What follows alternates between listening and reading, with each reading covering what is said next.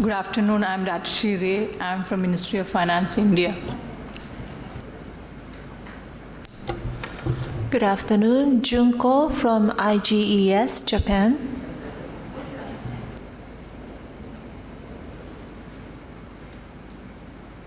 Madam? Laila Skandar, former Minister of Environment and Informal Settlements, Egypt. Leticia Zamora from the Ministry of Foreign Affairs of Costa Rica.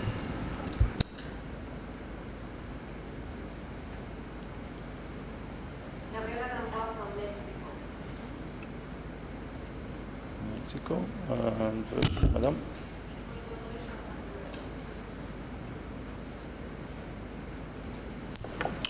أسامة قاسماني من كليماميد بروجكت EU بروجكت.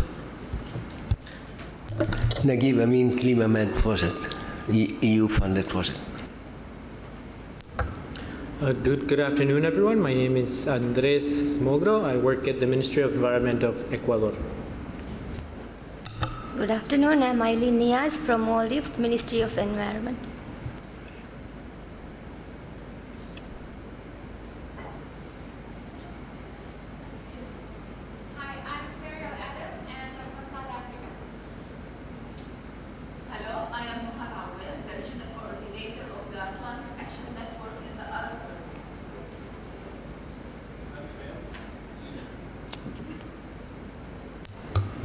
Idris? Ricardo Salas from the Ministry of Foreign Affairs of Venezuela.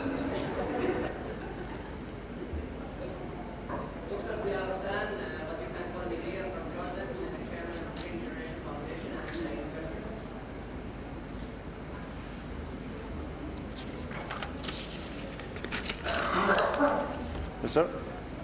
Dražen Kuchan, Green Climate Fund.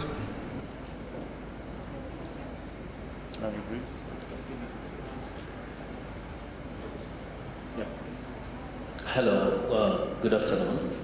I'm Lubega Idris from Slamdelas International based in Uganda.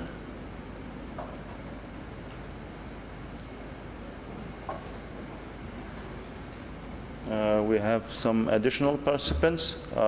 We just go in for a round tour de table introduction. If you would like to introduce yourself. Microphone on the table. That works. Hi, Alessandra Perez from Brazil.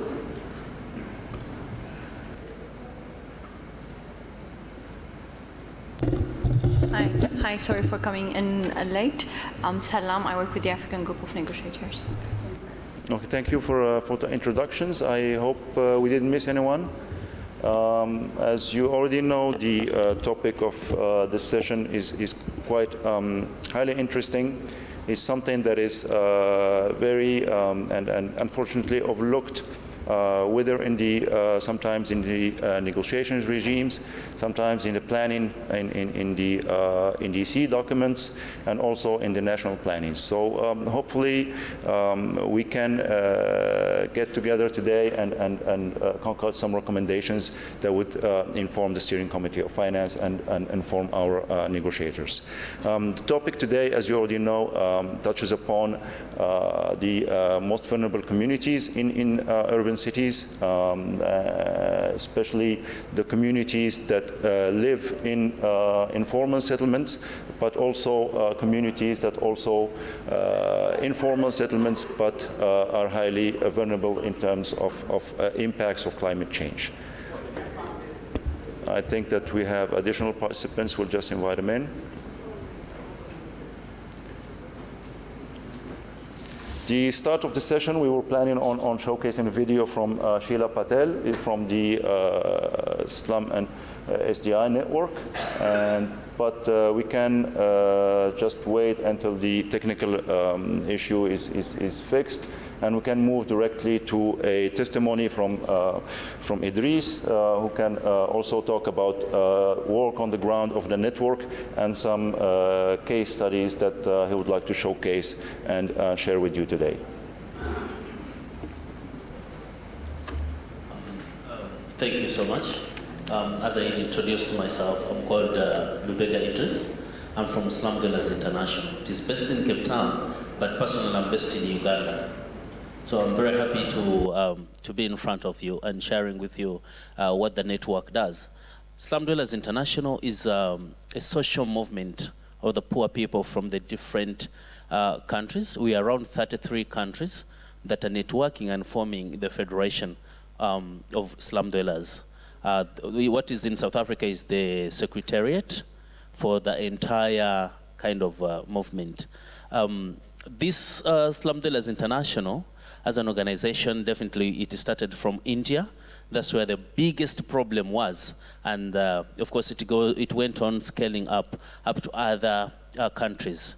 And then basically, if I go to the different countries, as we said, we are around 500 cities that you're working with out of the 33 countries where Slum Dwellers International is.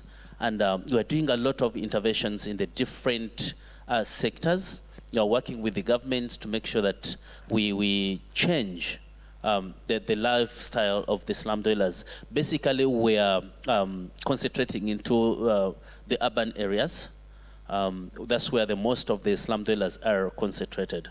And what happens, one of the major two important things that we do is that we realized that the slum dwellers, or the poor people, the most vulnerable people, they're usually sidelined. They're usually not put into the center of the play. They usually, they're taken as the end users of whatever that comes, not being put part of the chain of demand and supply. Even when it comes to climate change, of course, it is a new thing that is growing up, and that we are trying to make sure that everyone understands it. And for us, as the Slum Dwellers International, we are trying to make sure that climate change and adaptations or resilience is part of our menu and in the discussions that we are having. So such that it becomes part of the items that we should be having on top of our fingertips, that whenever we're doing, or whatever that we're doing in all the discussions, climate change and adaptations is part of our movement. And that's what we're doing right now. And we are having different forums at the different stages or different levels.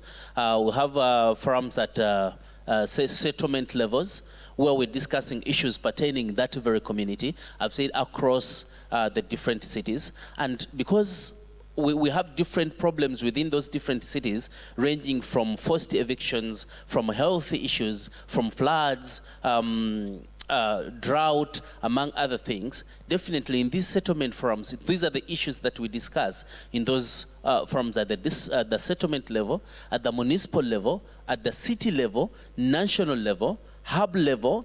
The hub level we're talking about, for example, countries that are in East Africa, they will come together and discuss their issues. Then countries that are in West Africa, in South Africa, then those that are in, who are working in Africa, Asia, and Latin America. So even those in Latin America, they will definitely always have their own forum to discuss issues that are really pertaining their region. So in most cases, we say that we have solutions depending on which level. So when you have a forum at the settlement level, there are some of those problems that we can solve at that very level. Issues to do with climate change, for example, there are those kind of adaptations, there are those interventions that can be done right from the settlement level, and people themselves, they can identify such solutions by themselves. And always for us, we tell ourselves that we are the problem and we must be part of the solution. What are we looking at here? Who is causing, for example, some of these problems in climate change and what have you? Partly it is part of the slum dwellers, because they are the ones who don't have, say, sanitation, they don't have toilets, so that means they will litter, they will have flying toilets everywhere. They don't have those good houses and structures, and probably they will just put up some ramshackled. They don't have, there's a problem with the tenure security, so they don't have where to stay. Definitely they will go encroach on the wetlands, on the forests and what have you. They don't have jobs for themselves, they're not, say they're not employed, so they will have to encroach on other things that would give them employment. You know, nature does not like vacuum. So the moment there is vacuum in anything, nature feels it in any way. So if I don't have a job, for example, to earn a living, I must look for a solution. I must look for a way how I'm going to earn a living. That's what the slum dwellers do. So because they don't have where to stand, probably you've sent them out of the city. You don't feel they should be part of the planning, part of the city. They will go and encroach on some other areas that at the end of the day becomes very problematic to manage. So slum dwellers are part of the people who cause problems or who cause climate change. And they should be part of the solution, especially when it comes to adaptations and resilience. So in most cases, we tend to make sure that in our different interventions, we start looking at solutions from the micro level until we come to the global level.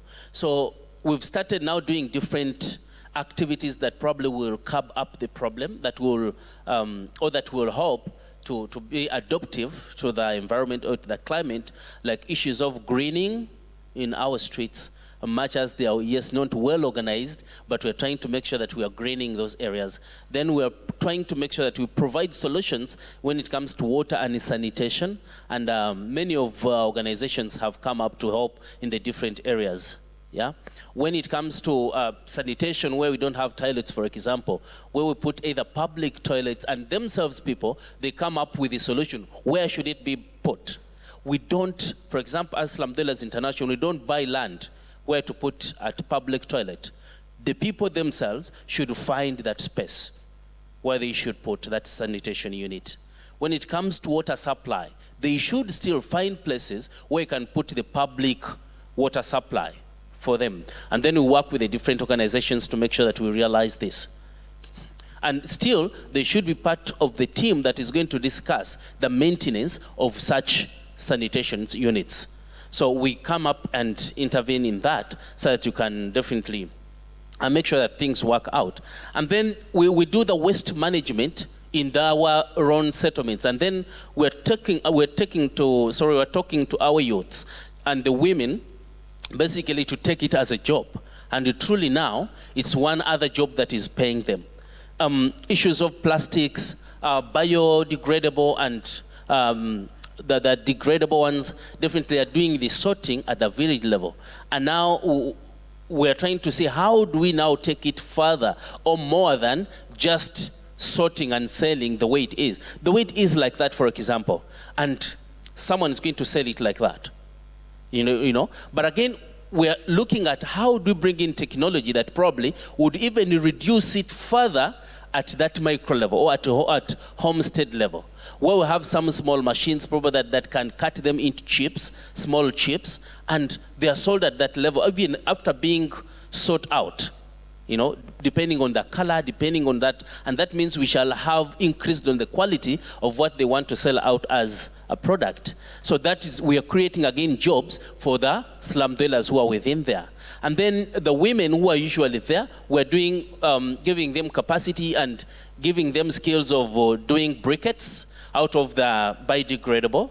Briquettes, it means we are going to curb the problem of cutting down trees. So at the end of the day, we have the waste that we can turn into briquettes that can still be used as fuel for cooking as well. Those are the kind of youths, and we go on engaging different youths in the different areas, showing them they are the problem. How do they start on something that probably can be where the intervention can come after them having started on something in the different areas. That is in Uganda, where they're doing the waste management, and they come together and collect waste within those areas and do the sorting, and they sell it, though it is, and they are earning a living in that kind of capacity. And then at the end of the day, after doing that, wherever, because there are some hot spots where we think people even could litter, we start doing the greening starting from those very places where they were littering waste.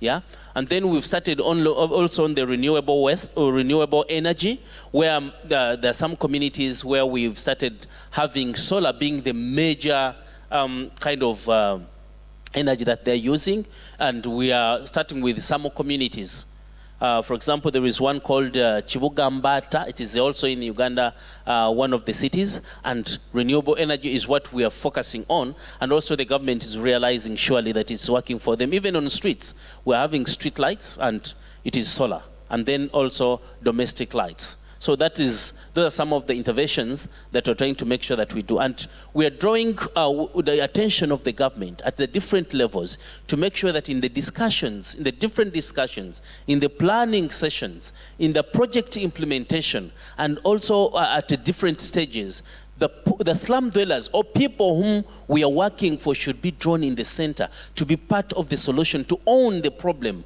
and therefore they should be part of the solutions. I would give you one example, for example. There is an area in Old Fadama, those who have gone to Accra in Ghana. And in Old Fadama, the mayor of Accra was planning, and the government actually in particular, they were planning to have a dam being constructed within Old Fadama in that lake. And right there, the slum dwellers who were not part, because they were not part of the problem, to own the problem, and then they should feel that they are part of the solution, definitely started fighting on such an intervention, which was really very useful for them. Very useful for them. And when the bulldozers came, definitely they started kind of fighting the project that would be of their own benefit. Not only there, we have some other projects that we've started, say, in Kenya. We've gone in Mokoro settlement. We're doing that special planning kind of session for the slum dwellers. And then because the government thought that the roads is of their benefit, not them understanding the road is of their benefit, so they start fighting such a big project, which is surely very useful for them. So we've had it even when you go to Kibera. We've had such interventions. We've gone to Kailicha in South Africa. And what happens is that if we are drawing these people to be in the center of the problem, they will own the problem and they should be part of the solution. We should have that kind of intervention where we all sit together to realize this is our problem and we need to find a solution for such a problem. Yeah? We've done some housing in the different countries, and the way it is done is that the poor people themselves should be in position to do the modeling of the structures that they feel these are the houses that we want. And if they come up with modeling, we are not saying that is the final product that should go to them. No. The technical people, because we are together, we're in collaboration, and we're looking for solutions, let you provide the technical aspect to them. Yes, you want a structure that looks like this, but it is not resilient. Can I understand that? Can you give me that the structure that you want is not resilient?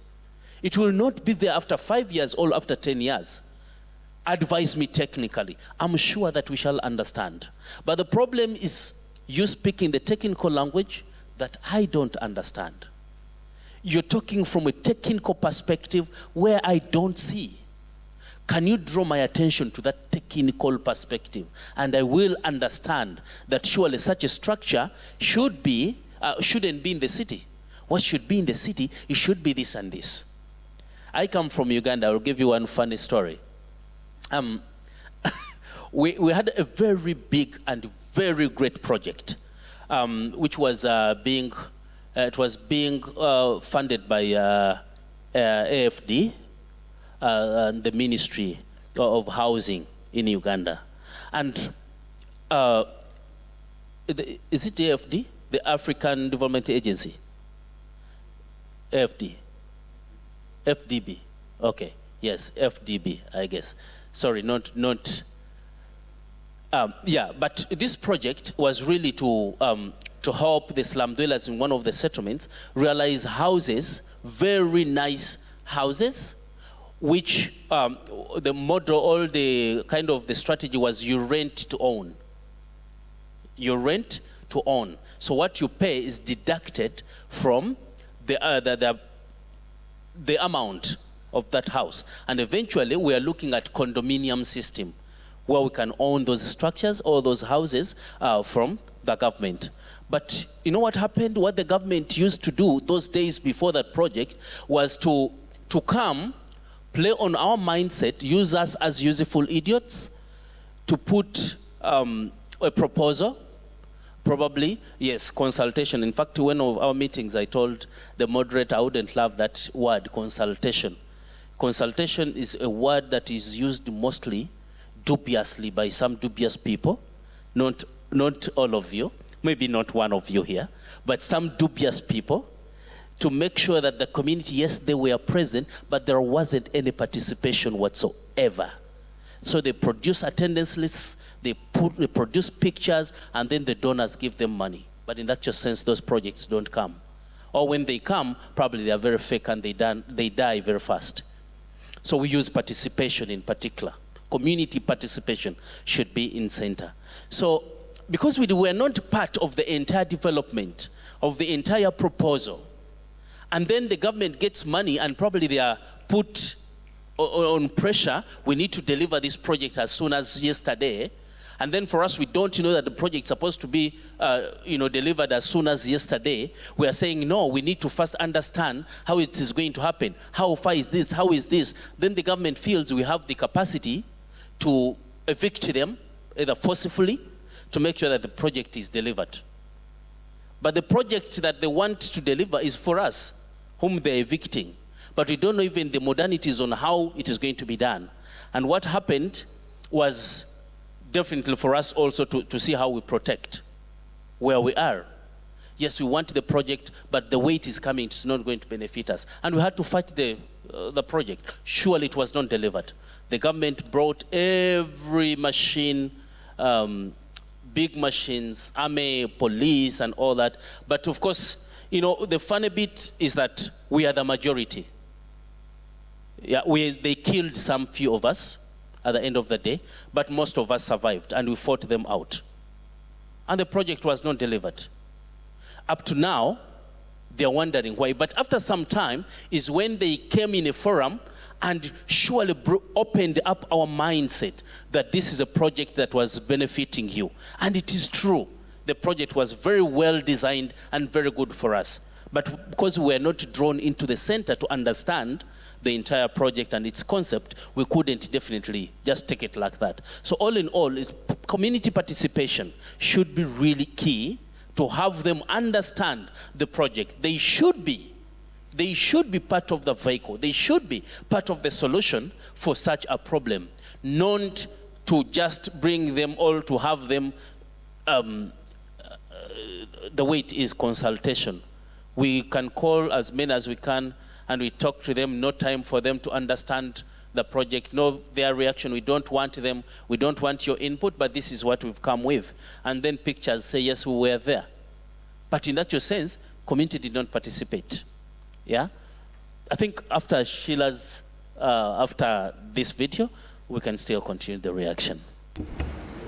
Thank you, Idris, for this comprehensive overview of what you are doing on the ground, but also outlining some of the challenges that are faced by the poor portion of the populations that are living in slums, that are living at the outskirts of the cities, but also the solutions that you are providing and the lessons learned, and also the recommendations are well noted. I think now we have the technical issues resolved thanks to technical team, and we will move to a video testimony by Sheila Patel, CEO of SDI International. In this video, she's answering basic questions on whether this portion of the population is accessing climate finance or benefiting from climate finance, and what are the lessons learned and the challenges, and also providing some solutions that we can integrate into our recommendations today. My name is Sheila Patel. I head an NGO in Mumbai, India called Spark. We work with two amazing organizations, the National Slum Dwellers Federation and Mahila Milan, which operate in 70 cities with around 700,000 households as their members. This approach is called the Federation model, which now has been adopted across 32 other countries And together we have formed this transnational organization called Shack Dwellers International, and I represent it as its chair. All the federations within SDI build poor people's capacities through a series of activities. The first one being that all processes are women-centered. They help women not only to understand finance through savings, loans, and management of projects, but help them build confidence and collective voice to make representations at the city and national levels. We help produce data that starts with each community building its own database that gradually aggregates right up to the 500 cities that SDI works in. We call that whole process the Know Your City campaign. And finally, through peer exchanges, we facilitate people learning from each other's explorations and supporting each other to make representations to cities, national governments, and globally. Cities presently have half to 1/3 of their population which live and work informally, have no legal status, have no representation in the data about the city on the basis of which planning is done, and as a result produce huge development deficits by all parameters.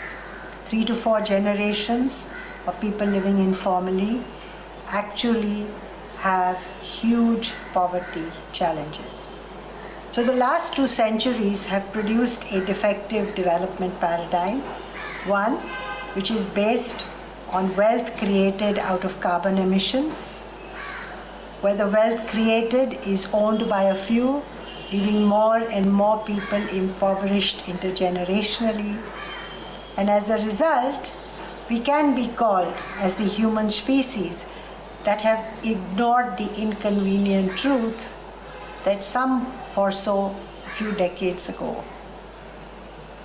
The most vulnerable urban and rural communities who have contributed least to the carbon footprint now bear the consequences of that impact in all forms of the challenges that climate change provides today. All investments that the poor are forced to make because development assistance doesn't reach them in general means that their cash and sweat equity go into survival strategies that are trying to fill a leaky bucket. So there are no improvements, no transformations, but just survival. I call it the leaky bucket syndrome. This 21st century is whizzing past and we've already lost 2 decades. It's time to look at the past with an eye to the future. What behavior, practices, policies, and projects need to just be abandoned? What needs to be preserved? What new policies explored and adopted? What needs to be scaled? What new technologies to be explored? How do you make it work for different stakeholders? How does it produce sustainability? How can you measure it? So many questions. The challenge for those of us who have been excluded so far in general development is to ensure that it doesn't happen to us in the SDG and the climate change environment. We have to work hard to make our presence felt, to be invited to the high table to design and explore new ways of solving not only old problems, but the new ones that will keep coming to us till we produce a sustainable world. Having said that, I now come to the 3 questions that have been asked from the organizers for me to answer. So the first thing is that climate finance is not generally available at the range and scale that is needed. Solutions of technology, finance, participation of the poor need to be addressed with the poor themselves being present and taking on roles and functions in collaboration with the other stakeholders present. Second, we must remember that development is accompanied by its own politics. Who gives money to whom, to do what? And our organizations are seen as the last mile beneficiaries, almost like consumers of the development machine. We need to change that quickly. It's not as if no inroads have been made. It's now politically correct to have a representative of these organizations like ours on various committees and panels and discussion groups. The problem is that if we are not careful, we become their poster child. Good for external viewership, but very little power inside. That can only be changed if our whole constituency comes and makes noise, seeks representations at different places at different times, and is persistent so that we are counted and we are heard. And we must remember that this is a century of aggregators. We, who are grassroots networks at national and global level, are powerful aggregators in our own constituency, but also across constituencies. There is nothing to stop urban, rural, and other groups with specific livelihoods or identities to come on the same platform and look at how we can learn from each other and produce a collective voice that cannot be ignored. The second question is,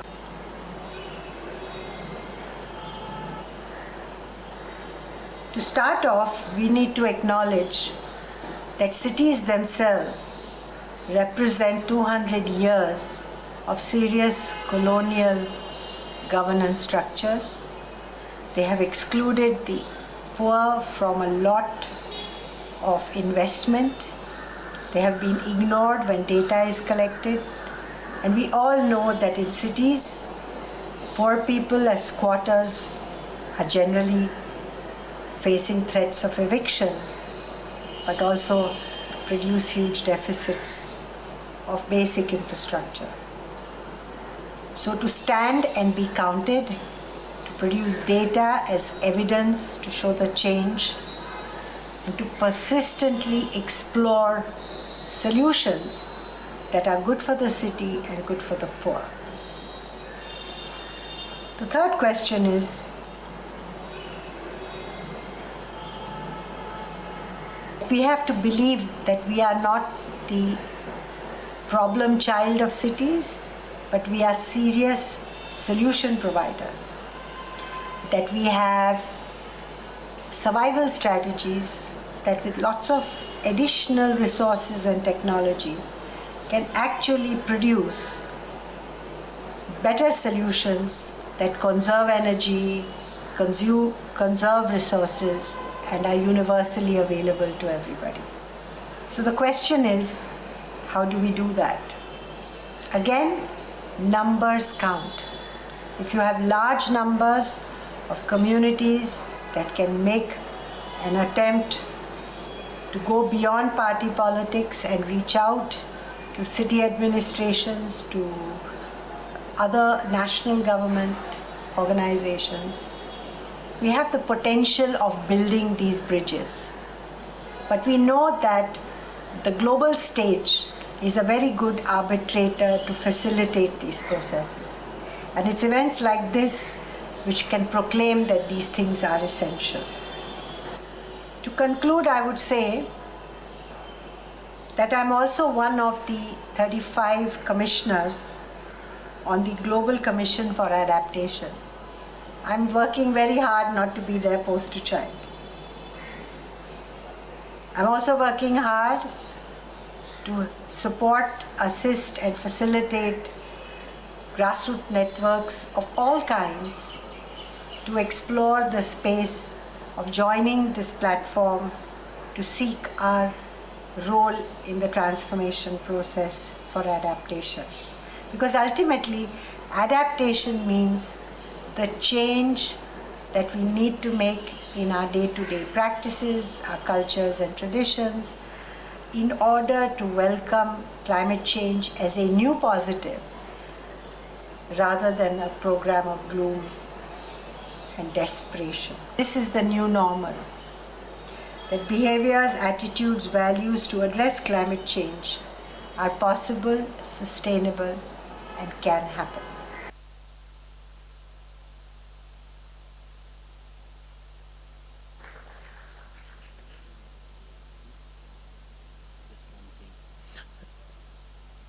My name is Sheila Patel. I head an NGO in Mumbai, India called Spark. We work with two amazing organizations, the National Slum Dwellers Federation and Mahila Milan, which operate. Okay, we're good to go. Thank you, Sheila. Thank you, Idris, for the testimony. We have seen from both Sheila and Idris what kind of challenges are faced by this portion of the population, and also the solutions and the way forward. I think I come from a developing country. I come from Morocco, and we have worked on some urban projects before, and also with rural communities, working with participatory approaches and trying to capture community feedback, but also try to inform policymakers. This phenomenon in our countries, in developing countries, started, in a lot of cases, started during the colonial era, 20th century. It came with systematic popularization of the rural communities and the massive and fast industrialization, especially in what we call central cities. You find in countries, 1-2 cities are industrial poles, and they attract the rural communities, of course, to have the necessary workforce. That led, of course, to massive migrations from rural communities into these centers, and from the periphery to the center, leading to the issues that we are facing today. Add to that climate change, and you have quite a disaster situation. In both cases, these populations are not responsible, not for the economic situation, not for climate change, yet they are the ones who are suffering the most. They are the ones who are exposed the most, either within the geographical situations where the slums are located, sometimes in high hills, sometimes by coastal areas, sometimes by river zones, or they are exposed to flooding, exposed to diseases, lack of sanitation, and a high level of exposure to all the impacts that come with. The framework of this session today is we will try to have feedback from you as experts in terms of what are the challenges that you are facing, what are the challenges that in implementing either projects within these areas or forwarding, in this case, climate finance to these areas. How do you see the challenges for this population in terms of benefiting from climate finance? And the second point would be to, if you have any projects that are already ongoing and projects that are planned, and we would like to hear from your experiences in terms of lessons learned. And finally, what is the way forward? I'm glad I have the Japanese here. I have worked in an urban project financed by JICA, and one of the conditions that we had within the project is that we needed to have community discussions. We needed to have community representations, and that's integrated within the project. Something that we can add upon in terms of this, what we call upgrades of settlements, and integrate climate change as well as an indicator. So I will open the floor for anybody that would like to share experiences, if there are any recommendations, and if there are any challenges that you face within the implementation of these projects, and how you see that we can mainstream climate change into, and also hear from the communities how we can mainstream their needs into climate finance. We have government representatives, we have two negotiators who have AGN chair and Mr. Ayman Shazli, who are very vocal in terms of equity justice. So we would like to hear from you as well. Yes? My name is Alessandra Perez from Brazil. In my presentation yesterday at B2 section, I showed some projects that we are doing there in Brazil, some money that we fundraising. And we show, I don't know if I was clear about that Brasilia is the capital, but we are surrounded by the suburb of Brasilia. So we are a square of 5,800 square kilometers, but we have Brasilia, totally planned, everything beautiful, wonderful, modern architecture by Oscar Niemeyer, but we have the suburb. That's where it's... Slum, not suburb. Huh? Slum, not suburb. No, the suburb. The suburb, yes. And in our suburb, we have like a lot of slums also. I was seeing the suburb and slums of my city in these pictures. And I was showing her, she was like, what? Looks the same. Yeah, it's like the same. And all this money that we fundraising is for this area. Because in Brasilia, the only money that we are going to use is the money from, to recover our lake, that is the Paranoá Lake. But the rest, it's for us to really make a climate change impact in adaptation and mitigation. We have to use our money, the money that we fundraised, around $650 million in these areas, because all the river tributaries are in these areas. We have no good sanitation. We have no management of solid waste in these areas. So we have lack of energy, lack of access of clean water. So I'm talking about inclusion, I'm talking about also climate adaptation too, because we know that climate is mainstreaming.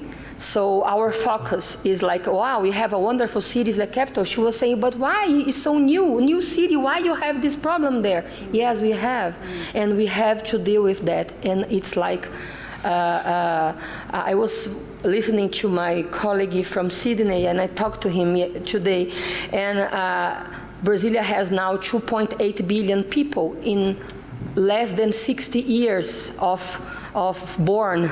So we have to do something, and that's what we are trying to do in this new government, and and we have our plan for 2060 already done. We finished this plan in May, all based in the SDGs, and we hope we can exchange with you all, and maybe next year and other years we can share the results, and that's what I want to share. Okay, so my name is Laila. I'm from Egypt. I used to be Minister of Informal Settlements. And I just want to say that Sheila's presentation, Sheila's a very dear friend. We have a chapter, but a very small one, of SDI in Egypt, and it specifically focuses on the garbage collectors of Cairo. Our cooperation is around recycling. So the presentation and what Idris represented show the distance between where these neighborhoods are, these cities, and the financing requirements of financing institutions. It's even way before municipalities. And even though SDI has managed to form an international federation, 33 countries still, I doubt that they can put a good project document that can obtain financing. So what we realized in Egypt was that we as a government have to spend on slums.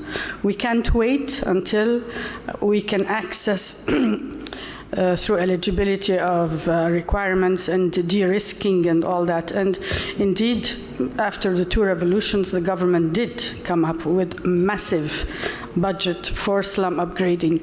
But the issue is that all of the needs mentioned, no sanitation, no transport, how to translate these into climate impacts and not just frame them as development needs of the poor is another story. It's very complicated, so we still have a lot of work to do.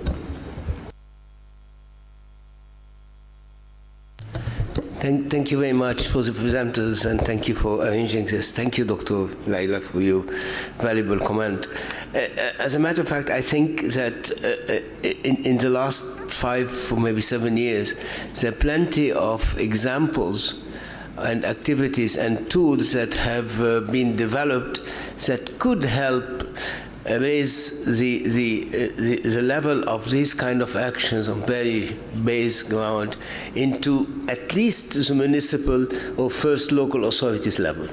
We can have, including simple tools to direct those called development projects, which is water, wastewater, waste and so on, into making them climate projects. He said, like, for instance, it's not easy, it's a bit difficult, but anyway, we can have this impact, either adaptation or mitigation, and we can raise this. And also, I think there is an opportunity at some point, talking through the local banks, and probably this is where the channel from the international community can come, and we can help, upscale this to a bit higher level, the institutional framework and financial framework. Thank you very much. Thank you very much indeed, and thank you to the presenters. It's very clear. I think this session is very useful because it highlights a contrast between the issues that are being presented and some of the discussions in the earlier session. Now, we, UN-CDF, we are, local government finance is our thing, and we've been working in this area for 20 to 30 years, and I can tell everybody this, even in the richest country in the world, intergovernmental fiscal transfers and grant finance from central government to local government as part of the fiscal resources of the state is a main part of local government finance, even in Paris, in London, etc. So I think we must not fool ourselves that if in those countries fiscal transfers are a main part of local government finance, we must not fool ourselves that the private sector can replicate that in developing countries. It will never, ever, ever happen. And it's never happened in the history of the world. So intergovernmental fiscal transfers, fiscal decentralization, and how the state spends its fiscal resources are a key component. So I don't think we should pretend that all of these problems will be fixed by an SPV or by borrowing money from the KFW. That will never happen. Now, secondly, and not a long point, but thankfully there are ways of dealing with this. So the 16 countries have joined the Local Climate Adaptive Living Facility, which channels additional resources to local governments through the regular fiscal transfer mechanism, but with a third-party verification that these resources actually build climate resilience in a measurable way. So the additionality is there, and it's verified by a third party. And that enables local governments and others to access climate finance like GCF, GEF, or bilateral climate finance.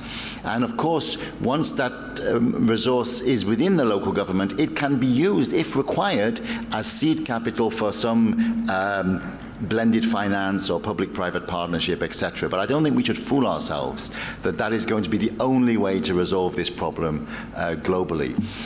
So I think that I wanted to put that on the agenda, and I think it may be important for the Standing Committee to... the Standing Committee would be making a mistake, in my humble opinion, if it recommends forwards that somehow the private sector is those 100% solution to all urban problems.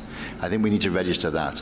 And just finally, of course, it can help, and another way it can help and lower the cost for local governments is through the promotion of bonds and the municipal bond market, where local governments can borrow much more cheaply than if they tender things out or through PPPs. So historically, that is actually a cheaper way on the citizen to rebuild urban infrastructure. And some countries are moving in that direction. In Bangladesh, we've got 10 cities credit rated. They're going to borrow on the domestic bond market at a relatively cheap rate to finance their infrastructure, which is another way forward. So there are many ways to deal with this problem. I just wanted to raise those points. Thank you.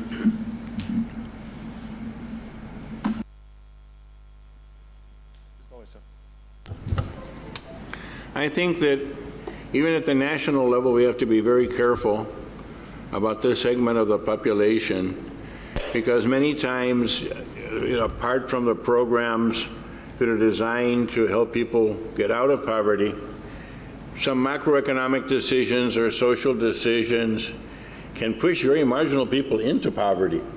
And we should have filters on our policy decisions to identify those situations.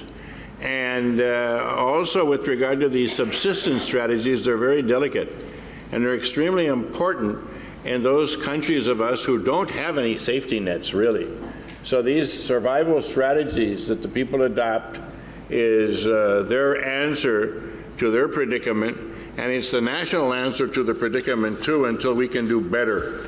And so I think that the survival strategies should be analyzed and care taken not to disrupt them, and also to strengthen them where possible until the strategies for poverty reduction reach some of these populations and they are able to leave the situation in which they are living from day to day. Thank you.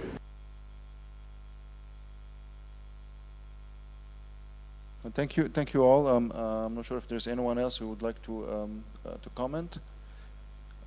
Just to summarize, we'll just go through the challenges that have been put forward. One of them is, of course, finance always comes to the forefront, and having finance requirements and the capacity to develop projects. And one of the challenges from UN-CDF, from the NGC partnership, I would like first to welcome you as a member, and also looking forward to work with you on certain issues in the countries that we're active in. Just from the work that we are doing on the ground, we see that there is still a need to discuss with local authorities. And this is at the national level. We go through ministries of environment, we go through ministries of planning, and when we have consultations with representatives of local authorities, sometimes they are within NGOs, local NGOs of mayors or communities, the main goal is to respond to the constituency and that development goal. Climate change is not absolutely, in very few cases where it is integrated and mainstreamed in a programmatic manner. Of course, they are aware of the challenges within that climate change poses, but when we come to development, say we want to have a communal or a city development plan, very rarely that we see a city that comes with a comprehensive climate. We have worked with Jordan, and then there's the Greater Municipality of Amman. They came with their climate plan, but it's very something that could be replicated in other countries. And I cannot agree with you more than that financial flows need to go from the national government. Fiscal policies need to go into the local communities.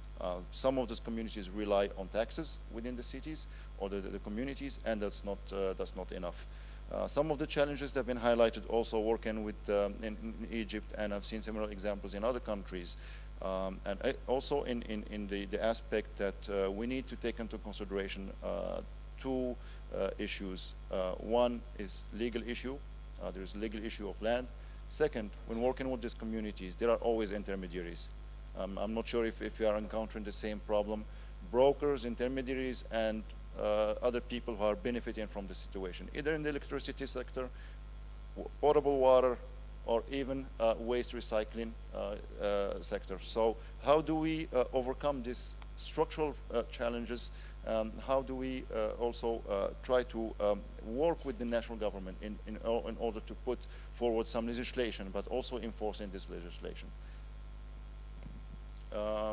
So I would like to invite other participants to give feedback, and also if there are any experience that they would like to share, either working directly with these communities or working within projects or working within the national governments. Now, please go ahead, please. Yeah, thank you. I think one of the ways that I feel that it would be very useful in how we can incorporate almost all levels. I can give an example, one of the projects that we've implemented in Uganda with World Bank, and also one with the European Union. With World Bank, we've implemented a project called WSMID, Uganda Support to Municipal Infrastructure Development. Uganda Support to Municipal Infrastructure Development. And when we were designing it, we realized, or we talked with the government still through the ministry, that probably if we have the communities where such infrastructural developments are going to be, it will really make it a little bit cheaper, and it will create a lot of impact. And surely with the World Bank and the ministry, we developed what we call community contracting. And we strategically put it like small projects that would take less than $10,000 would be contracted by the communities themselves, like the taps of water, spring wells, boreholes, those small projects that takes less than 10,000.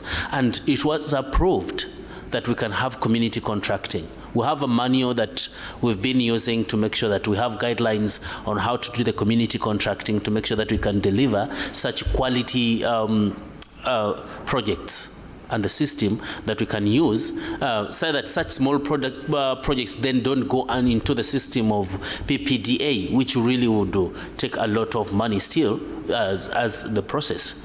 And then also the second project is still the biggest, one of the biggest infrastructure development, which is the Kampala-Jinja Express Highway, with the European Union still, and African Development Bank, and French Development Agency.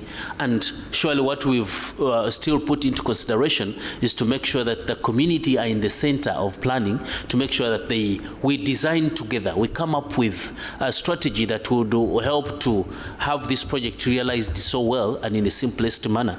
And in the different communities that we've gone into the design, showing them what we come up with, at the end of the day they come up with other ideas slightly that would add value to the project. For example, the greening of the buffer onto the road, which was not ideally initially planned for. Smoking areas, all zones, which was not again planned before, even in the initial stage. And also how to connect to this road, because usually the highways, you don't connect. You know, but again, it means you're cutting off the entire community from the different areas. Can we kind of be creative to find a way how we can still see communities either in some kilometers or in a certain distance that probably we connect? And also, how do we use this project again to help these neighboring communities to see a benefit out of it, either by having the infrastructure that was demolished, like schools or public toilets or water being replaced in the neighboring community for them to appreciate and to own the project itself. I think it would be really a very great, important thing to make sure that all this level are put together, and also in capacity building still as a vehicle to deliver such implementations at different levels. You know, we have good planners who are very static, for example, who feel that this is the plan now, so this is the way it's supposed to be done. So can we have also these capacity building from even institutions like universities, and also the technical people up to the community level, and we all know the strategy and how this project is going to be implemented? Thank you.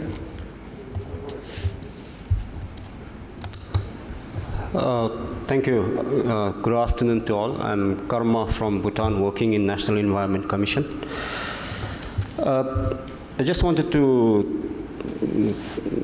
take this opportunity again to maybe get some insights from some of the experts here on how the private sector's engagement can be really done, especially. We have been trying quite a lot for instance, in my own country, to engage the private sectors, and we do know that the private sectors play a very important role. But the problem is, it is very difficult to engage, and in this past 2 days, I've listened to some of the people also talking about the private sector engagement and also incentivizing certain sectors from the climate angle point of view. But for us, one way that I really feel that such forum could also bring in, like as somebody also pointed out this morning, about bringing in the real implementers and listening to their issues and challenges. For instance, if you look at the group here, I feel most of the people here are from the same areas of work, expertise. We have been having these difficulties because when we also dialogue in our own country, we tend to dialogue with our own kind of people, in a sense, like who are most from the environment, climate change. I feel that it is very important that we bring in non-environment sector people, especially people who are making lots of decision. Environment, climate change sector is one sector which is really having to confront all the other sectors. So yesterday I was talking about when we had a group discussion, we had a discussion about the climate proofing and all these things. So for us, this is, we know it is required, but we don't know how we can translate to those non-environment or climate change people. So I think we see huge expertise in such forum, and I think it is very important that we also bring in those sectors who are really implementing at the ground level. My small experiences which I have come across during the past 2-3 months when just now Bhutan is developing a country work program for Green Climate Fund, and we are doing lots of regional consultation. And when we go and talk to the people in the ground, it's so amazing that they have huge wealth of knowledge. But it is quite sad that it's not being able to be translated into implementing for the effective results. So I think this is area, I think when we have people from different walks of life, donors, experts, technical experts, I think some of the areas that we really need to focus is how we can engage people who are really implementing on the ground. Thank you.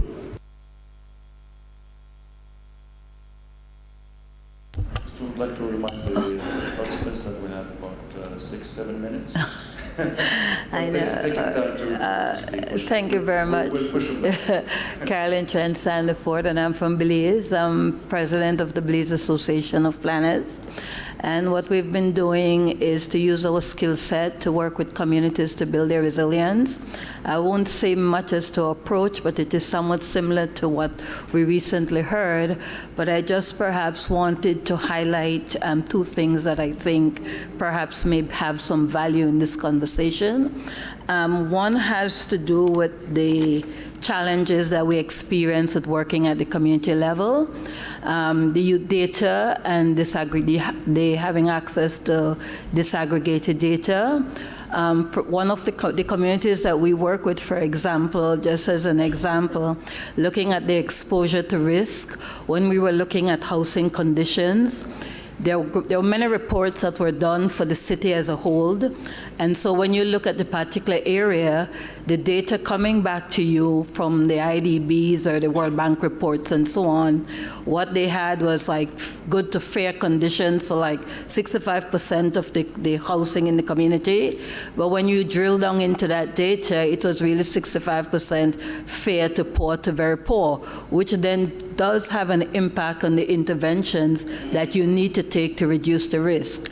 So that is one challenge that I wanted to highlight. But the opportunities also that we unearthed along the way was the power of partnerships and leveraging grant funding that we got. This may sound very small to people who deal with millions of dollars, but the UNDP enabled us with a grant of $50,000 US, and over 3 years, through the building of the resilience strategy and action plan that had 10 climate actions, and I think it was some speaker who highlighted the importance of having a plan, by working with the community and having a plan, then having them agree on the 10 climate actions. We then were able to leverage that 50,000 US, and we're now at about 400,000 US because we are leveraging that for partnerships, whether it's through research with universities or whether it is grant funding through like the embassies and other donor organizations. And so I just think the power of networking, of leveraging, it's that everything, you don't have to start off with the big picture.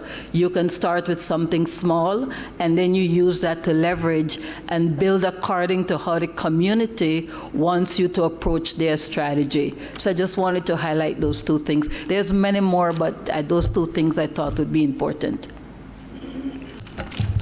Thank you. Once again, Leticia Zamora from the Ministry of Foreign Affairs. I just wanted to echo some of the comments made by the colleague in front of me regarding the importance of the local governments, and that this is, a co-responsibility between all sectors. And the answer, as many of you have mentioned, is not just, one sector or the other, but really the combination of all of the different capacities and solutions that they can offer. In our case, just to give a specific example, we launched last year the National Decarbonization Plan. I don't know if any of you have heard of it or know it, but what it actually is trying to do is to build or kind of do a paradigm shift of the whole development model that the country has. It's trying to first decarbonize. It means take the economy, to separate the economic growth from the use and abuse of fossil fuels, and it goes again into to more of a resilience model, building on adaptive capacities, mitigation, of course, but also an inclusive model of development. So we're talking obviously in SDGs. And when we look at the most vulnerable people in our country, for instance, those in the coastal areas, we're talking about people who are socially excluded. It means that they don't really have access to a lot of government programs, education, justice, among others.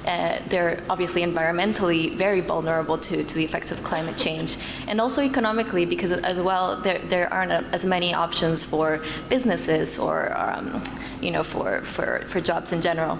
So when we look at these communities, what some of the plans that we're deciding to do is kind of look at this co-responsibility of actors. And for instance, there is one program that was launched by an organization that we have called FUNBAM, the Fundación Banco Ambiental, which literally translates to the Environmental Bank Foundation. And this organization is working with international cooperation to generate grants to small and medium enterprises that have to be community-based. They have to be from the local communities, approved by we have Asociaciones de Desarrollo, which means development associations that are part of the municipalities. They have to be, again, locally based.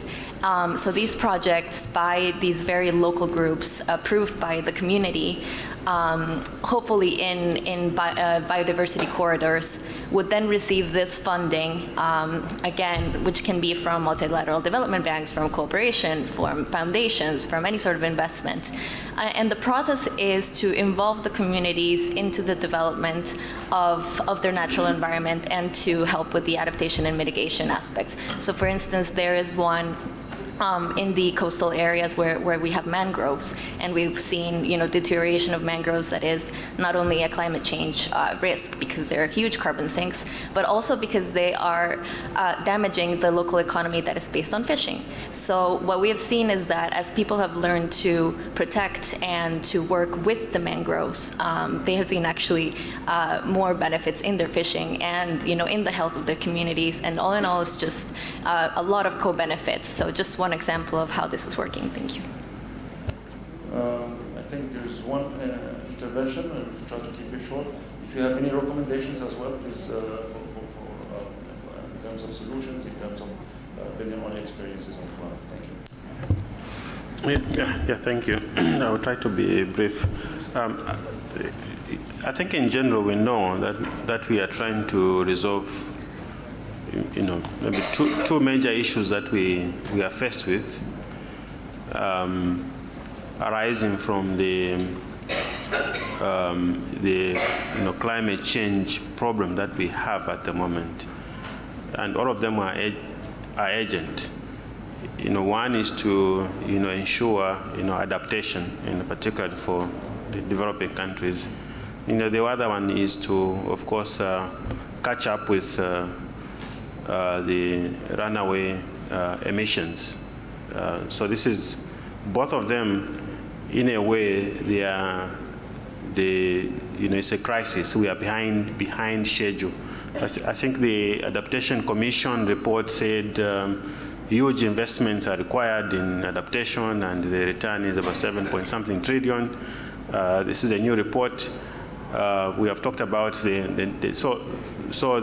point I'm making is the context of the emergency and the solutions that we are trying to advance need to be balanced or to be looked at at the same time. Now, having said that, my recommendation is that we must differentiate those aspects that deal with the adaptation and low carbon emission emergency and the cities, and the long-term, if you like, approaches that we can take our time and deal with. For example, you can't, when you go to coastal cities of Mozambique and Bahamas, you're not going to talk about these solutions. You have to look at the issues which they're faced with. So my last point is that the long-term investment at local municipalities has to deal with integration. The planning aspects of those cities must be taken very seriously. We have to look at mainstreaming of these climate change issues in their plans, because that is a total or holistic approach to dealing with challenges that these kinds of things that we're talking about. It's not an isolated issue. It's a whole planning issue. Thank you, sir. The 2 points will be taken into consideration and integrated into the recommendations. I would like to thank you all. We really have to wrap up. I'm sorry. Thank you all. I can discuss with you if there are any recommendations that we need to integrate and put it in the report. Thank you all for attending this session, and we will report back shortly in terms of recommendations and findings.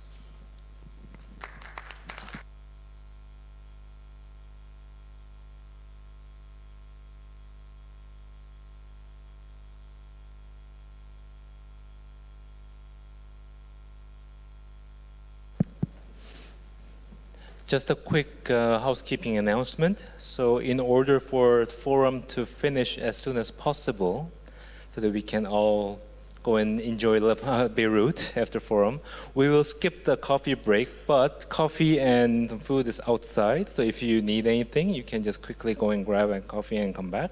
But we will continue. So now we'll continue with the report back for about 20 minutes, to be followed by the final plenary session for about 30 minutes, and then we'll close the forum. So now we will start the report back to be moderated by our SCF member, Mr. Ivan. Thank you. Thank you for the participation across all breakout groups. Now I would like to invite the moderators so we can hear the report back from each breakout group. So please, Mr. Omar Semrag, Ms. Carol Chauchani, and Ms. Hannah Rothschild, can you please come to the couches here?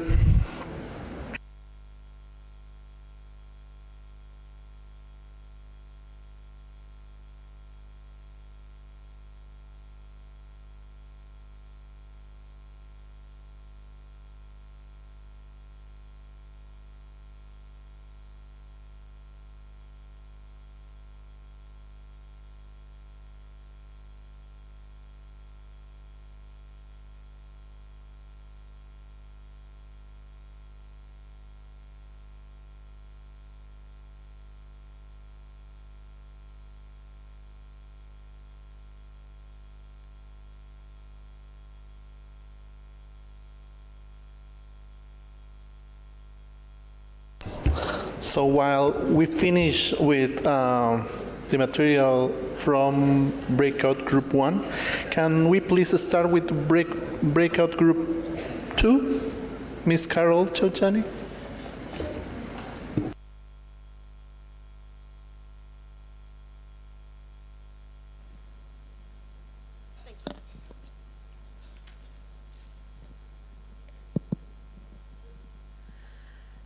We had a very active discussion. I'd like to thank everyone who was in the group. It was a small group, but we really did an engagement trying to find how each institution was looking at how to best engage in tailored programs that address women, youth, but really tailor and focus on climate change itself. And in doing so, we really wanted to, we agreed that climate change in all these global portfolio and local and national portfolio projects has to go just beyond the word mainstreaming as lip service. I mean, every project out there already has some type of reference to gender, women, and climate at this point in time, but it's not really operational. So going beyond those referencing to mainstreaming to really engage in consultation and participatory approaches, cooperation and collaboration to really go into full engagement, where engagement, not only mainstreaming of a concept, but engagement of the actors are part of the story as we formulate projects for climate finance. In terms of needs, just to be quick, in order to do this, there is definitely a need for capacity building of youth, women to be more active actors in this. What is phenomenal is the level of activism of youth and how they might be able, they are there already, not might be able, they are already there as empowered actors in the conversation, but maybe not in the implementation or the formulation for implementation of activities, and we should seize upon that as we move forward. But I don't have my notes, we're gonna have a problem. Okay, thank you. The need for awareness and advocacy to advance the formulation of these projects on climate that have a climate dimension that goes beyond social impact assessments or impact investing, to have that climate relevant marker that we'll reference later. There has to be opportunities for experience sharing and collaboration through multi-stakeholder partnerships at all levels, both within country, across regions, and across the globe. Some tools that we identified quickly are already many institutions and governments have gender advisors. They have helped guide this process to bring more mainstreaming of gender issues into project planning, development planning, similar for youth and climate. But we have to go advise beyond these advisors to actually have markers, toolkits, checklists, and ensure that both pre-project preparation during the design phase and post during the monitoring, that it really is an engagement process and not just lip service when we're creating projects for finance. So green and social mentoring are tools that can do best practices carried out between women and youth. Matchmaking was really interesting as ways that we can connect youth and women to others looking to invest in social impact projects and entrepreneurship projects that have that climate dimension especially.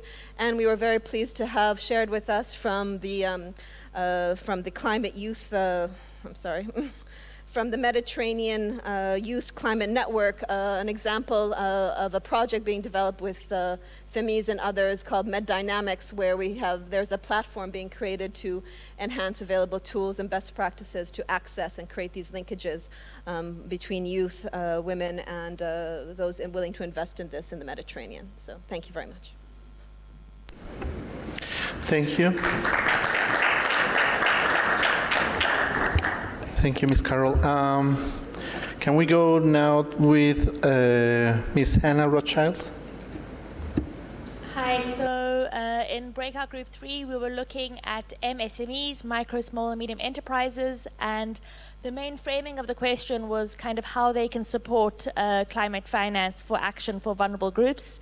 But speaking with our presenters, both Jan Francois from the City of Paris and Charlotte Scott from South North, we established that MSMEs are one of, I guess, the biggest actors and drivers for local economic development, particularly in developing countries. I think it was 90%, was what Charlotte said. But that actually, in order to do this implementation, it's they themselves who are actually looking for funds and investments, and it's where that they actually are struggling to sometimes access those funds. And so we started the conversation with how can we actually support MSMEs rather than asking them for support.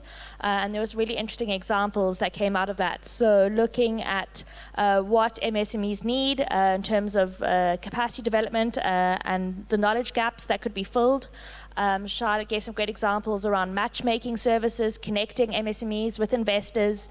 For example, the Renewable Energy and Energy Efficiency Partnership, which connects early stage entrepreneurs with sort of seed investors.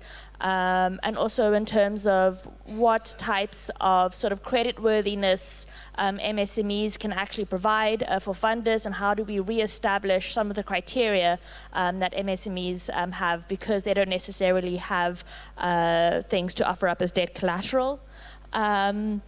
We also looked at new financing products and tools that are being developed in the developing South, both in India, Mexico, and how those could then provide alternative funding for some of these small-scale enterprises in these regions.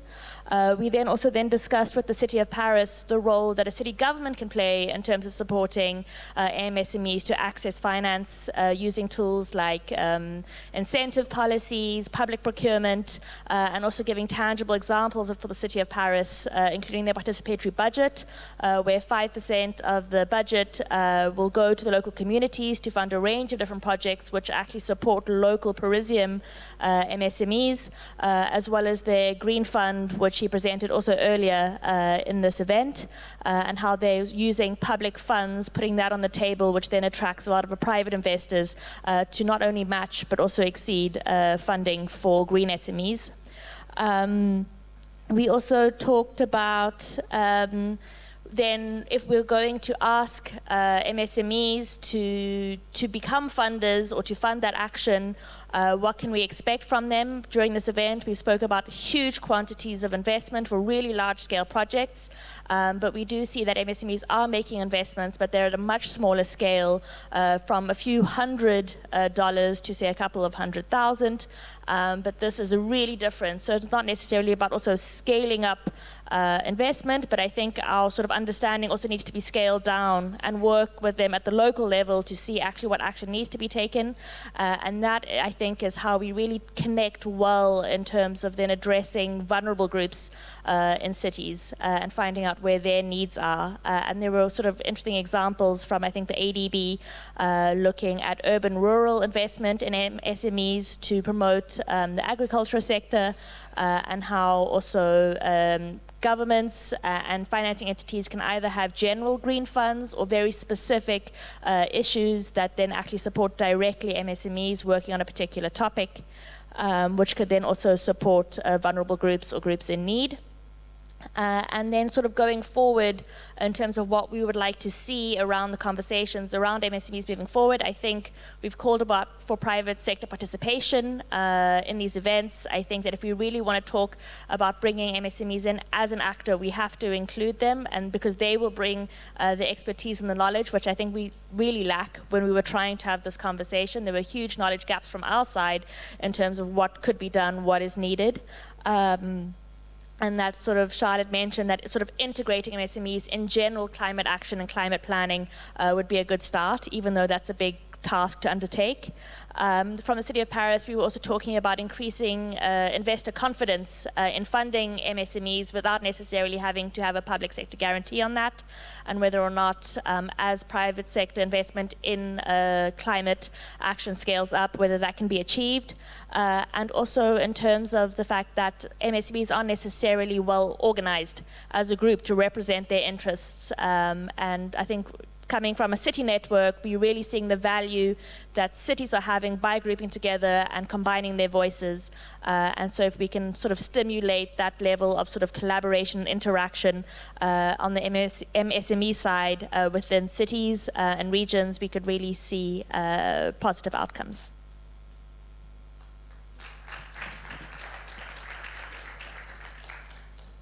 Thank you, Ms. Anna, reporting on micro, medium, and small size enterprises.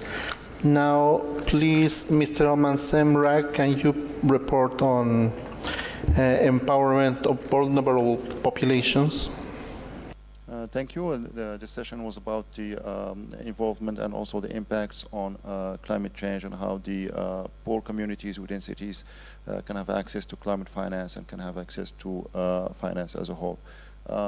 Just for the sake of brevity, we had very lively discussions. The time allocated was not enough to go through all the challenges and the solutions, but I will just outline there are three major points that were put forward in terms of within these discussions. First, we have to identify the needs of communities, which remains also problematic as a challenge within the lack of data, lack of representation of this portion of the population. We need also to develop relationships at three levels, at the national level, at the local level, but also most importantly at the community level. And especially within communities, we have, in a lot of places, there are participatory approaches, there are consultations, but those consultations sometimes they stop there. Within the community level, the message is the communities need to be part of the process. They need to be as a partner, to be treated as a partner, not just as a beneficiary. In this sense, one example that was given is that when implementing projects, communities could be consulted in terms of providing input to development of the project, but also being a part of the monitoring process. The other aspect, of course, is linked to finance.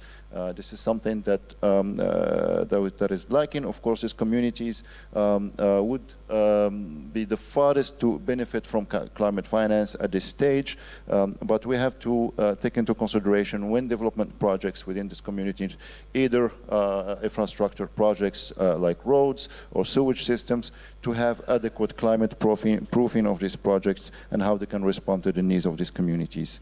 And finally, within the local and city planning, we have to ensure that there are clear linkages between climate change and how climate change impacts and climate change indicators could be translated also into sustainable development goals and how could that impact the communities.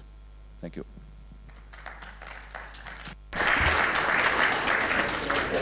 Thank you very much for all the moderators. I think that we will make good use of that, of those summaries for our next session. Thank you very much.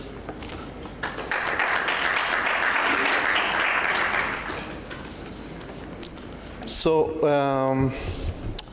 we are going to move to our final session, session number 8. We welcome to it. We welcome you to it, and we will be discussing the role of climate finance in building more inclusive and sustainable cities. This session will explore how climate finance can facilitate building a sustainable city that is more inclusive, participatory, gender responsive, and youth-oriented. It will also focus on how climate and sustainable investments can contribute to alleviate poverty, to alleviating the poverty of groups in vulnerable situations. For this session, we have a good addition. Well, we have 4 people that will be joined by a 5th addition, a last-minute addition of a very, very important person. So I would like to convey you well, my desire to have a very lively and interactive discussion, albeit it will be shorter for each participant.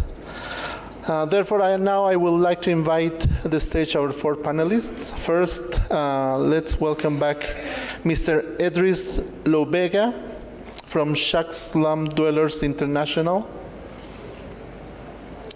Is he still here? Yes, there is.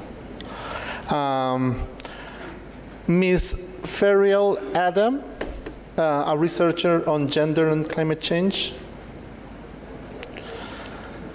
Dr. Laila Iskender, former Minister of Environment from Egypt, Ms. Hajar Kamlichi, President of the Mediterranean Youth Climate Network, and last but not least, Mr. Paul Alquist, Minister Private Secretary for National Policies to the President of Nicaragua.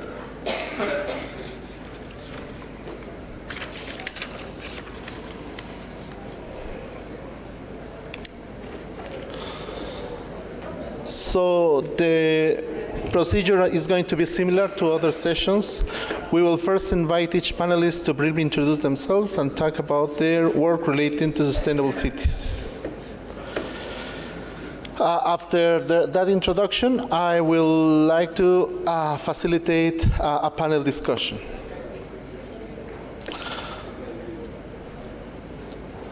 So through the session, I would like to encourage participants to still post any questions you may have on using the app Slido, as we did in the past. We will keep an eye on your questions coming in and reserve time for panelists to address the questions with more likes. With that, I would like to invite the panelists to start us off. Can you please introduce yourselves and give us a brief summary of their work?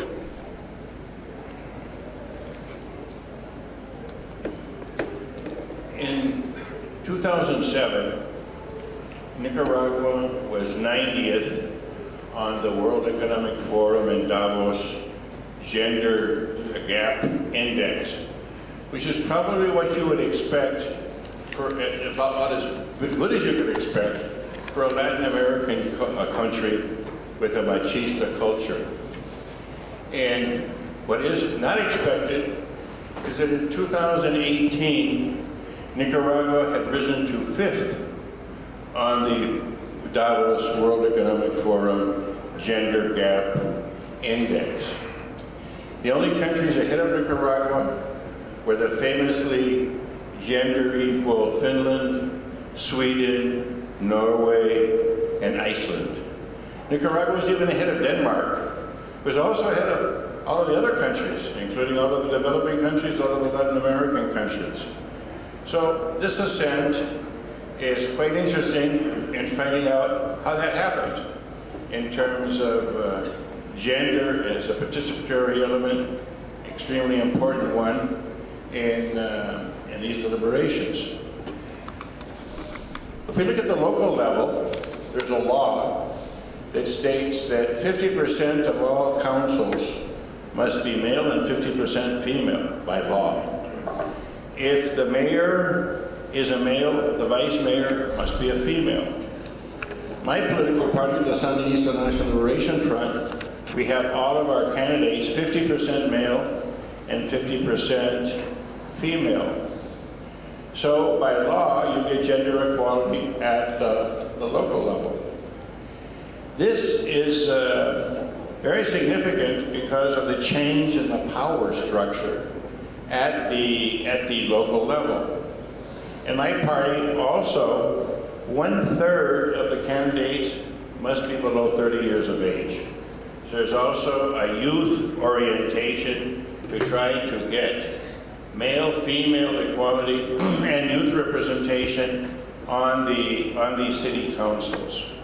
This is also expressed at the national level, in which Nicaragua is #1 in the world with women in cabinet with 57%, #2 in the world with women in the National Assembly and the Parliament with 48%, tied with Cuba. #1 is Rwanda. And it's not only in this cabinet, the traditional roles of education, health, family, welfare. It's also the ministries of defense, of government that controls the police, the president of the Supreme Court, the attorney general, the prosecutor are all female. So you can see that the security apparatus also has a very significant female representation. There's economic manifestations of this that are all the more meritorious because the greatest advance has been among the poorest women. there was two very significant programs, one called Hunger Zero and one called Usury Zero. Both of these programs were directed directly to women, to poor women.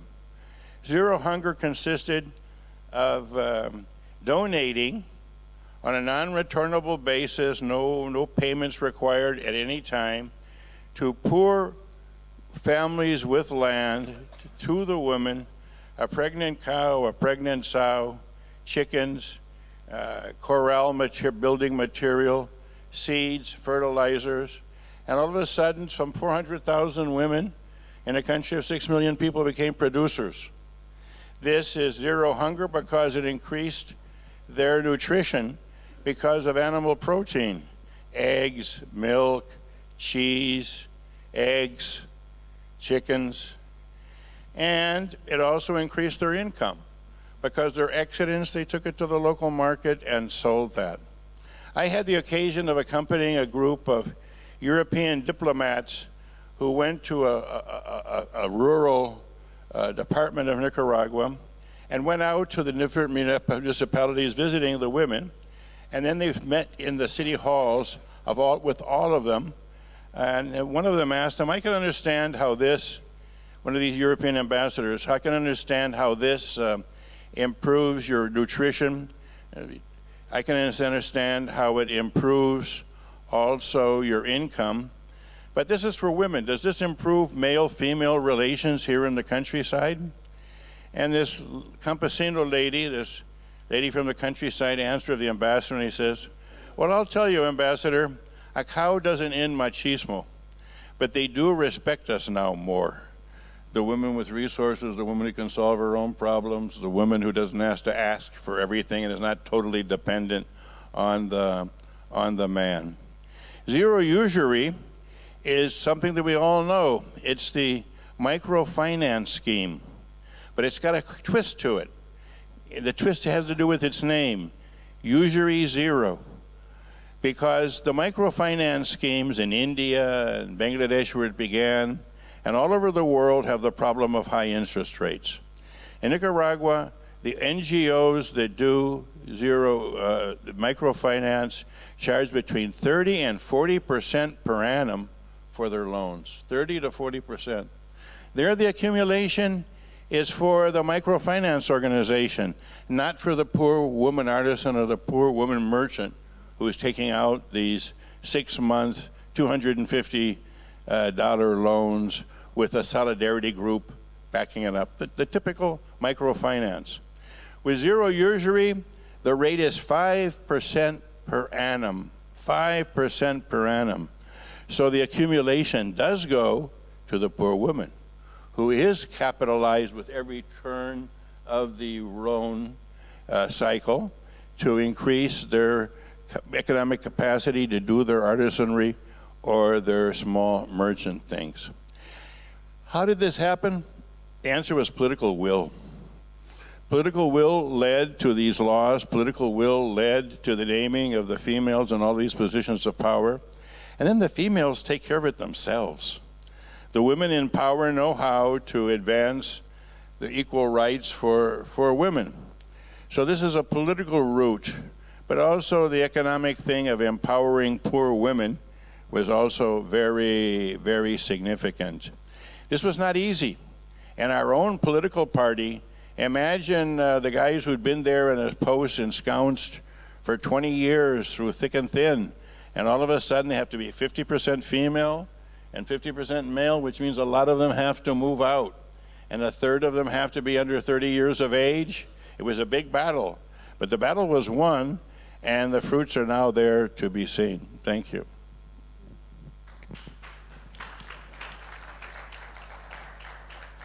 Thank you, Paul, for that very interesting case study. I think it's going to help us answer our guiding questions in this session. First, I would like to ask Dr. Laila if she can give us her views on how can the vulnerable communities and minority groups be part of the sustainable cities planning and implementation process to ensure that the benefits of sustainable cities are shared in an equitable manner as well as in costs and the risks? I'll give you one example from the work of the Ministry of Environment. For 70 years, the garbage collectors of Cairo had been conducting door-to-door household and commercial collection and had been taking the materials back to their neighborhoods, slums of course, sorting it manually and trading through an entire value chain.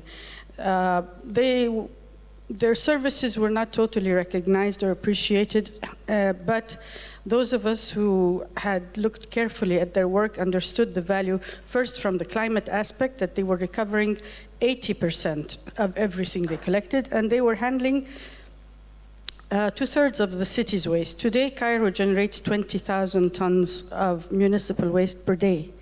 They collect 15,000 at no cost to the city because the money that people pay on their electric bill as fee-for-service does not go to them. It goes to middlemen.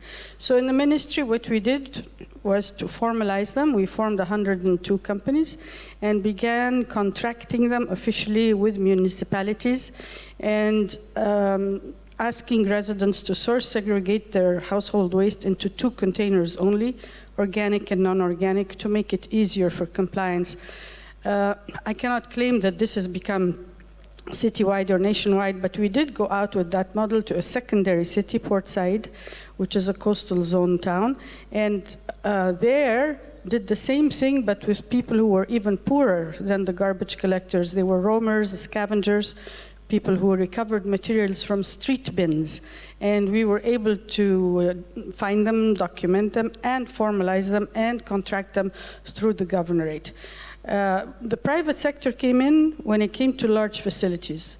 For years, municipalities had been managing composting plants and final treatment facilities.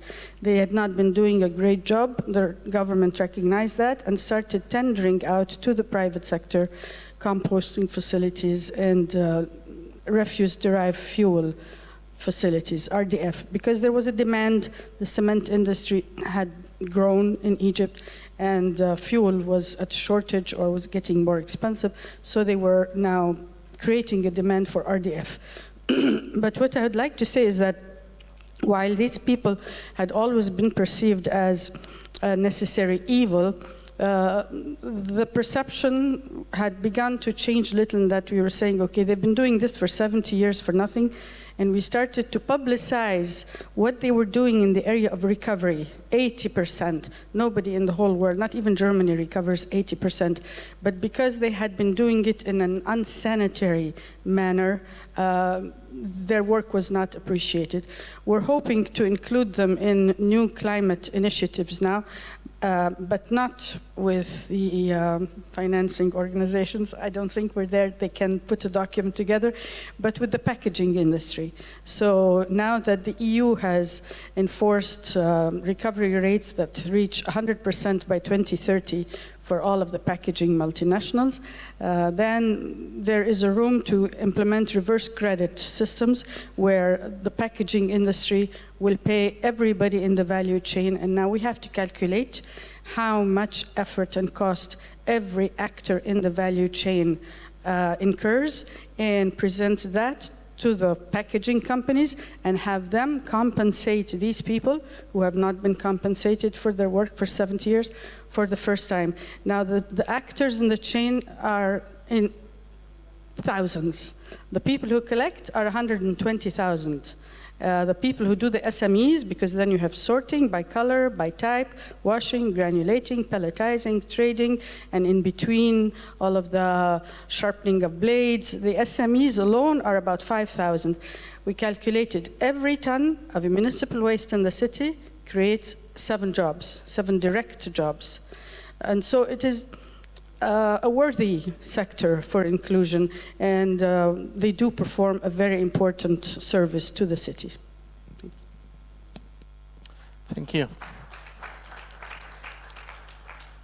Ms. Ferriel, so how can we ensure that sustainable urban services address the need of urban poor communities? So thank you very much. I'm from an organization called Gender CC Southern Africa. We're part of a bigger collective. We funded by the German Ministry of Environment. And to answer your question, I'm going to just discuss 2 case studies, and then from that talk about the kind of what's come out and can prove that, answer that question. Just to say that the project we're running is called Gender into Urban Climate Change Initiative, and we have it running in India, Indonesia, Mexico, and South Africa. And we look at government policies, in particular local government policies, and how to work with climate change policies from a gender perspective. It's been quite a challenge, but needless to say, we have had some successes.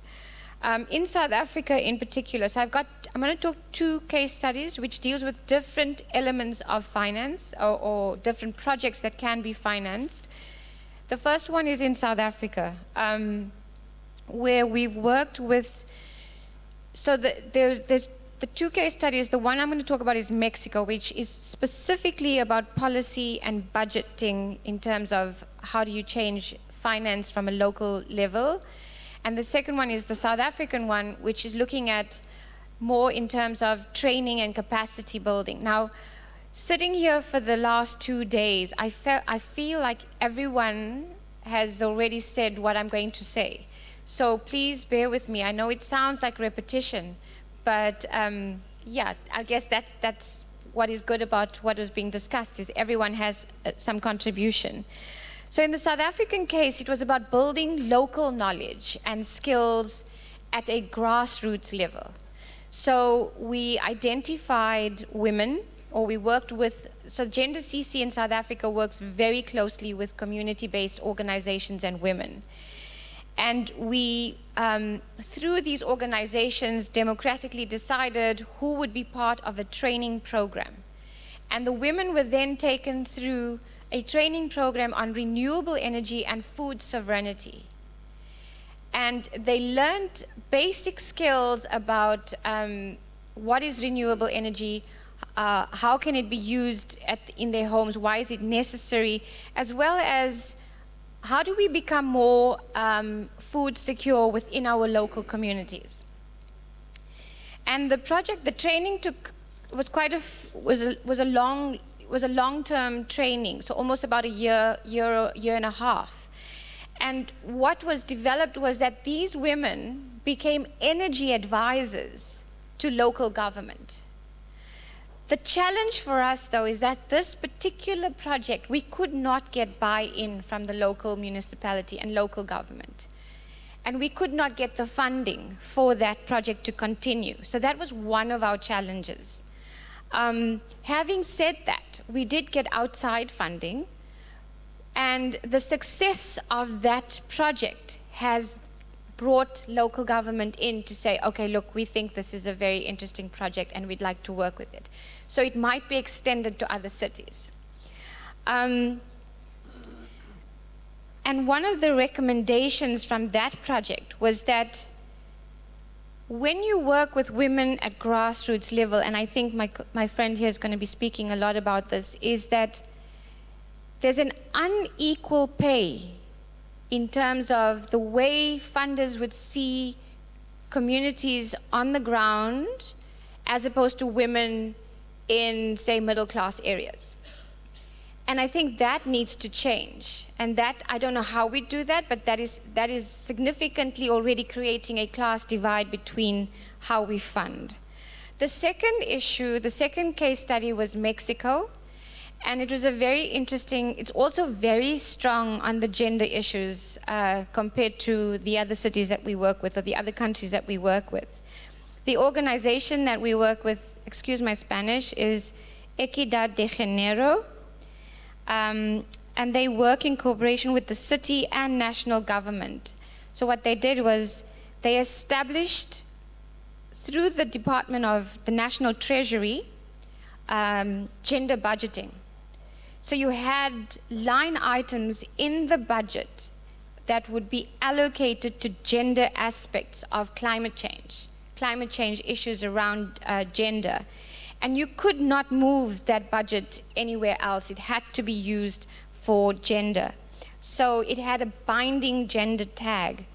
And that those resources had to be allocated to specific actions around climate change that involved women and girls, So that was the second case study that we worked on. And what we found was that in terms of the finance institutions, in terms of getting funding at a grassroots level, and people have been saying this all day, there has to be a linkage between mainstreaming gender issues and human rights, and in the same breath, linking climate change to development issues. Because if we keep talking about them as separate issues, we're not going to get the funding that we need. People also spoke about having the sex disaggregated data. I think it's very important. In each of these cities, we've been struggling to get proper statistics on what is happening in terms of gender. And then, of course, you need the quantitative and qualitative indicators. So if you fund this project, what indicators do you have that it's a success or not? There's been a lot of talk about capacity building, and I absolutely agree that capacity building is important and that we need it. But we need it at both levels.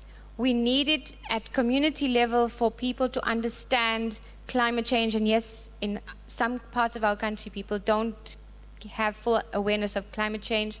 So about climate change, about what it means, the impacts, but at the same time, we need some kind of capacity building at official level, where local governments themselves don't have a very clear understanding of climate change. They don't see the linkages to socioeconomic issues and to poverty and to gender.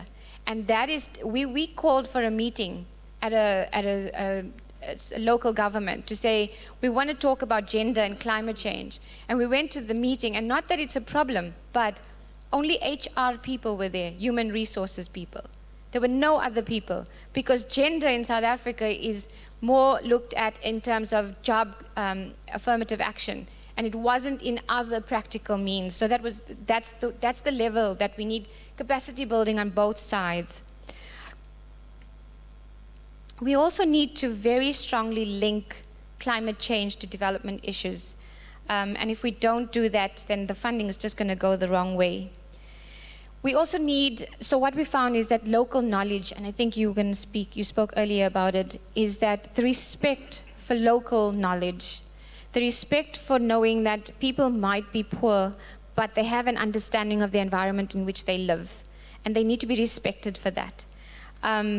There was a meeting we had, and the women were saying to us two things that I think are very important, is that their slogan was, not about us, without us, and stop speaking about climate change as if women are victims. We can be entrepreneurs, we can be solution providers, and that's something that was important. There's definitely a disjunction between what is happening on the ground with local government, and then with local government and national government. So you can imagine when it comes to international funding mechanisms that there's a total misunderstanding of what is needed in a particular area. And that is why projects are failing. So I don't know how we fix that, but that is something that needs to be looked at. I think I've covered all your questions. Thank you very much. Thank you. Now, Mr. Edris and Ms. Hajar, as representatives of vulnerable communities and women and youth, could you please tell us how can inclusiveness be effectively integrated into urban sustainability projects and climate action? Thank you very much. I'm called Lubega Idris from Slum Dwellers International, still based in Uganda. First of all, why inclusiveness is really very key.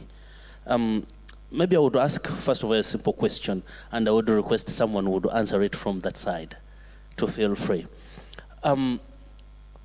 Why do we think that probably in most of the countries, they are rebels?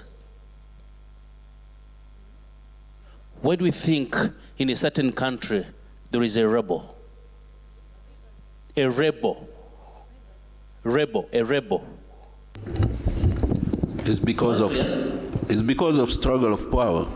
Because of? I tell it to you. You say rebels. Rebels, yes. People who are fighting the government. But the struggle of power. Okay. It is because of lack of space to express what is kind of holding them into their hearts. Now, why do we think that the slum dwellers will not become rebels of their cities? If we give them space, if we include them at every level, they will never be rebels. They will be partners in development. So, having said that, I think that really if we draw the vulnerable communities in the center, and then we plan with them, we implement with them, we draw the strategies with them, they will own the development, they will own the strategies, and they will own the projects at the same time, and that is sustainable. If we green up a certain space, for example, we put up green or, whatever that we put, all that tree and all that, and I was not part, I even don't know why you put it there. Probably, I'm going to be one of the people who are going to destroy it, because I don't know its use anyway. But if I know we are putting up this, it is for our own benefit, I will be a key person to protect it. I'll be a key person to make sure that no one should destroy or damage this kind of development. I think that is one of the major important things. So the slum dwellers should own development. They should be part of the development such that these projects are sustainable. That is the first thing. Two, it will help to change their mindset. If we draw them into the center, it will change their mindset. Because in most cases they feel anything that comes as development and it was not part of them, they feel that is a government project. It's not our project, it's a government project. And in one of the scenarios that I saw in Sierra Leone, I think they had a problem of water, in one of the areas. And when they extended a borehole, it was on the other side of the road because that's where there was space. And what happened was that the communities who were fetching water from that borehole, they were just crossing the road, which was really very risky. And within a midst, 2 kids were killed by accident. And what happened in the next 2 days, it is the communities themselves to demolish and make sure that the borehole is no longer there, much as they had a problem of water. Probably if they were drawn into the center, they would have identified a space within them and they would put this borehole. They would have owned this project. Maybe they would have seen that prior. So if we have the vulnerable communities into the planning, definitely it will ease up some of these technical kind of things that we think they're almost impossible. Security of such a project and all that, the communities can find a way how they have to manage it and how to sustainably make sure that it works. And how do we do it? Still, one of the major key things that I've seen working in the different areas is the forum, for example, that would bring all people on a round table and discuss what are the problems and probably come up with the possible solutions on such problems. The technical people, the political people, the community people, the researchers, the academia, among others, all to come together on a round table and discuss problems that are there. Now, probably there are some solutions that can be brought by the communities themselves. And it is very simple. Sometimes it's not even technical to come up with such a solution. And the technical person is going to build on what is brought on table, probably to make it more more better, or if I may say. But I have given you, for example, a solution for a problem. Then maybe it wasn't the best solution, so a technical person would help me to build on that solution to make it really that very wonderful that anyone would look at and say, yes, that is a perfect solution. What I've seen still is if we have, these forums also give up accountability in most cases at the city level, at municipal level, and city level, and national level, and probably more than that. That probably all these stakeholders come together into this forum and come up with such strategies. Like we are here now. We are coming from different countries, different areas, and different cities, and we're here discussing about a problem that is really a problem facing the entire world. And probably we're coming up with possible solutions to such problems that should be done even at the local level. Let the communities, let the municipalities and the cities sit together and discuss these kind of issues and come up with possible solutions at that level. So solutions will come basing on which level of kind of discussion. And lastly, I request, let us find a way how we make climate change discussions part of the common person's understanding. Let them be talking about it. Let them know that probably it is a real life consumer if we don't mind this.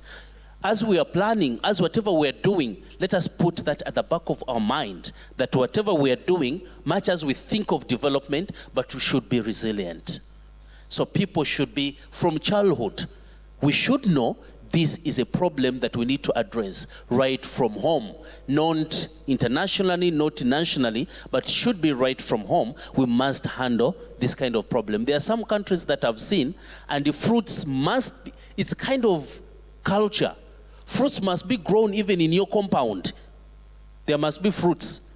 Not because they think that it is the food that they're supposed to have, but they know that it is very useful for you.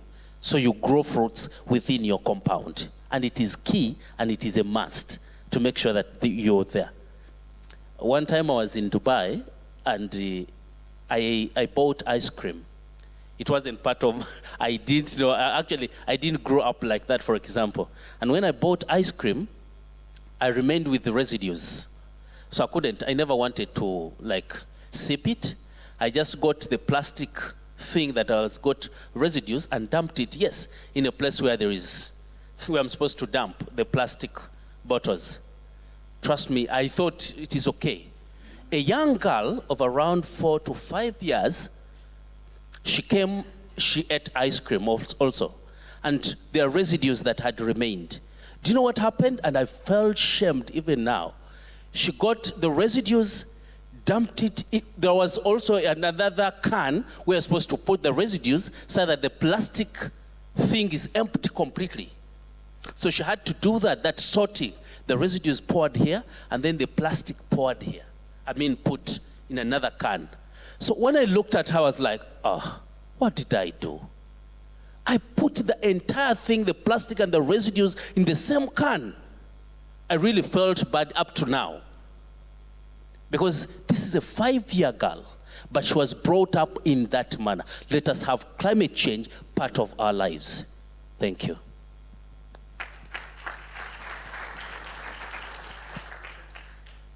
Well, thank you. I am Hajar Hamlishi from Mediterranean Youth Climate Network. I kind of joined my colleague on some point, mainly the point raised on how the inclusiveness is important for a variety of reasons, mainly for economic development. You cannot have a prosperous society if you exclude youth, who are the driving force and the main future drivers of all the economy of all the world, because the rates of the youth in all the world are rising really much, and mainly in the Mediterranean region we are more around 40% rate of youth. So for institutional development and political stability, by including the youth in public affairs and public city planification, you can you can cultivate a participatory and demographic approach that can raise an ownership of all the projects and also the identification with the developments of their own community. So all of this contributes in the long term to political stability and also better institutions. Just for giving a small example, maybe some our politicians are keen on like this idea, so they proposed some advisory bodies within the council, the regional councils or the city councils for planification, and they did set up some youth consultative bodies. Well, these youth consultative bodies did work, did give their ideas and opinions about planifications of city, the perspective and the horizon of the development. But in the meantime, that doesn't give any guarantee that that the remarks or the ideas and the opinion of this youth has been taken into consideration within this planning. So.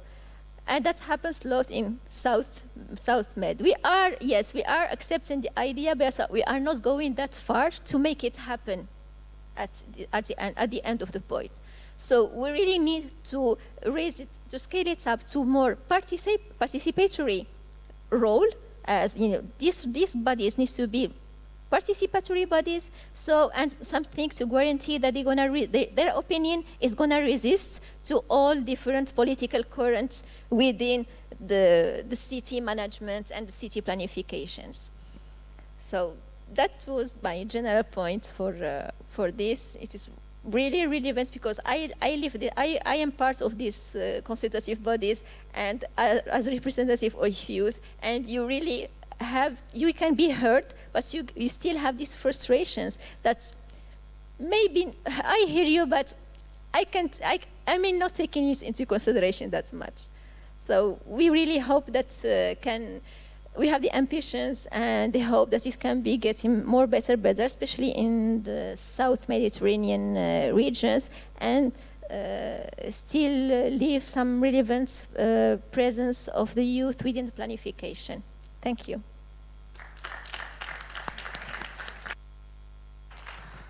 Thank you.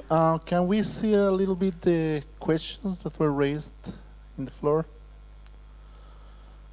Okay, so we don't have that many. That means that we can go through them quickly.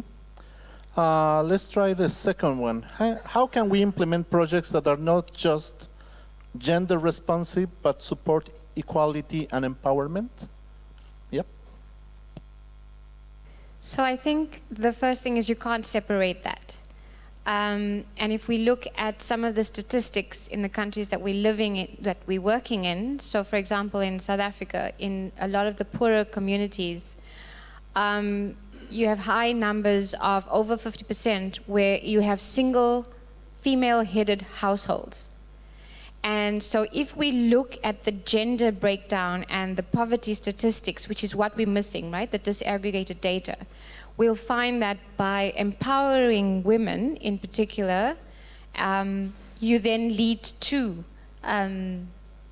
equality and, sorry, what was the second one? And empowerment. So for example, in the case study of South Africa, where we trained people around renewable energy, you took ordinary people who would not have gone to local government meetings or provincial meetings, and they became energy advisors. So the confidence, as my colleague has mentioned here in what's happened in Nicaragua, is that the confidence builds. And it's what happens with knowledge. Knowledge is a form of power. So if you have less knowledge and skills, you have less power. And if you build that base, you are giving people an ability to actually fight for what they want, which opens the doors for empowerment, towards empowerment, and for equality. It's not an easy thing, it's a long process, but I think it sets the road and it breaks down the barriers. Thank you. Paul? I don't think that a project can transform society, but I do think that the project and the people who are undertaking it, if they're part of a social movement, a broader social movement in the society, can contribute to the transformation of society. I think that history teaches us that the great social transformations of recent centuries have come about through social movements, which are tens of thousands, hundreds of thousands, millions of people in different sectors doing different things, but with a common purpose. That's the way the anti-slavery movement took place, the anti-colonial movement, the women's suffrage movement, the labor movement, and now the gender equality movement has those characteristics also. And hopefully the climate change survival movement is assuming some of those characteristics as well. But I think that the battle is political and the battle is societal, but that each of us from where we are doing what we're doing can contribute to that, and the projects can certainly do that.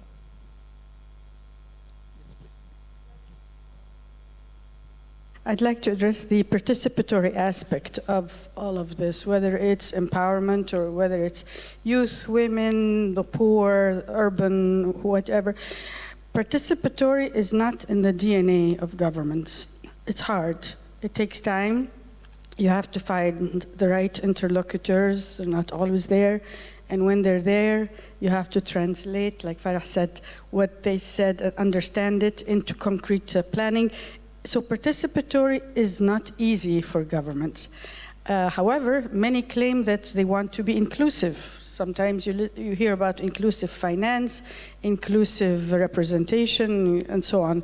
I doubt that municipalities have a clear understanding of all these issues, but we had a very interesting experience in urban slum upgrading in Cairo, one of the last and most expensive pieces of land, a triangle by the Nile called Maspero, and there were over 4,000 families who had to be relocated.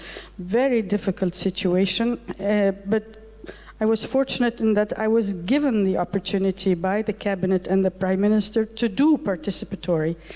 And the municipality couldn't understand what we were doing, neither did the mayor, but at least they allowed us to try it. And we invited people to bring any shred of paper that proved that they had been living there for decades without land titling or any document proving land ownership, but just that they'd been there, an electric bill, phone bill, whatever.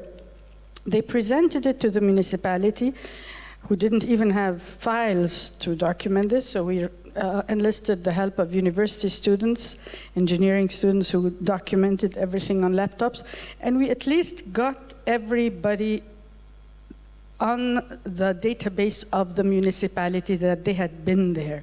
And from there, we got independent land assessors who were able to evaluate the land. And remember, this is the last and most expensive triangle in Cairo on the Nile. No more real estate going after this one.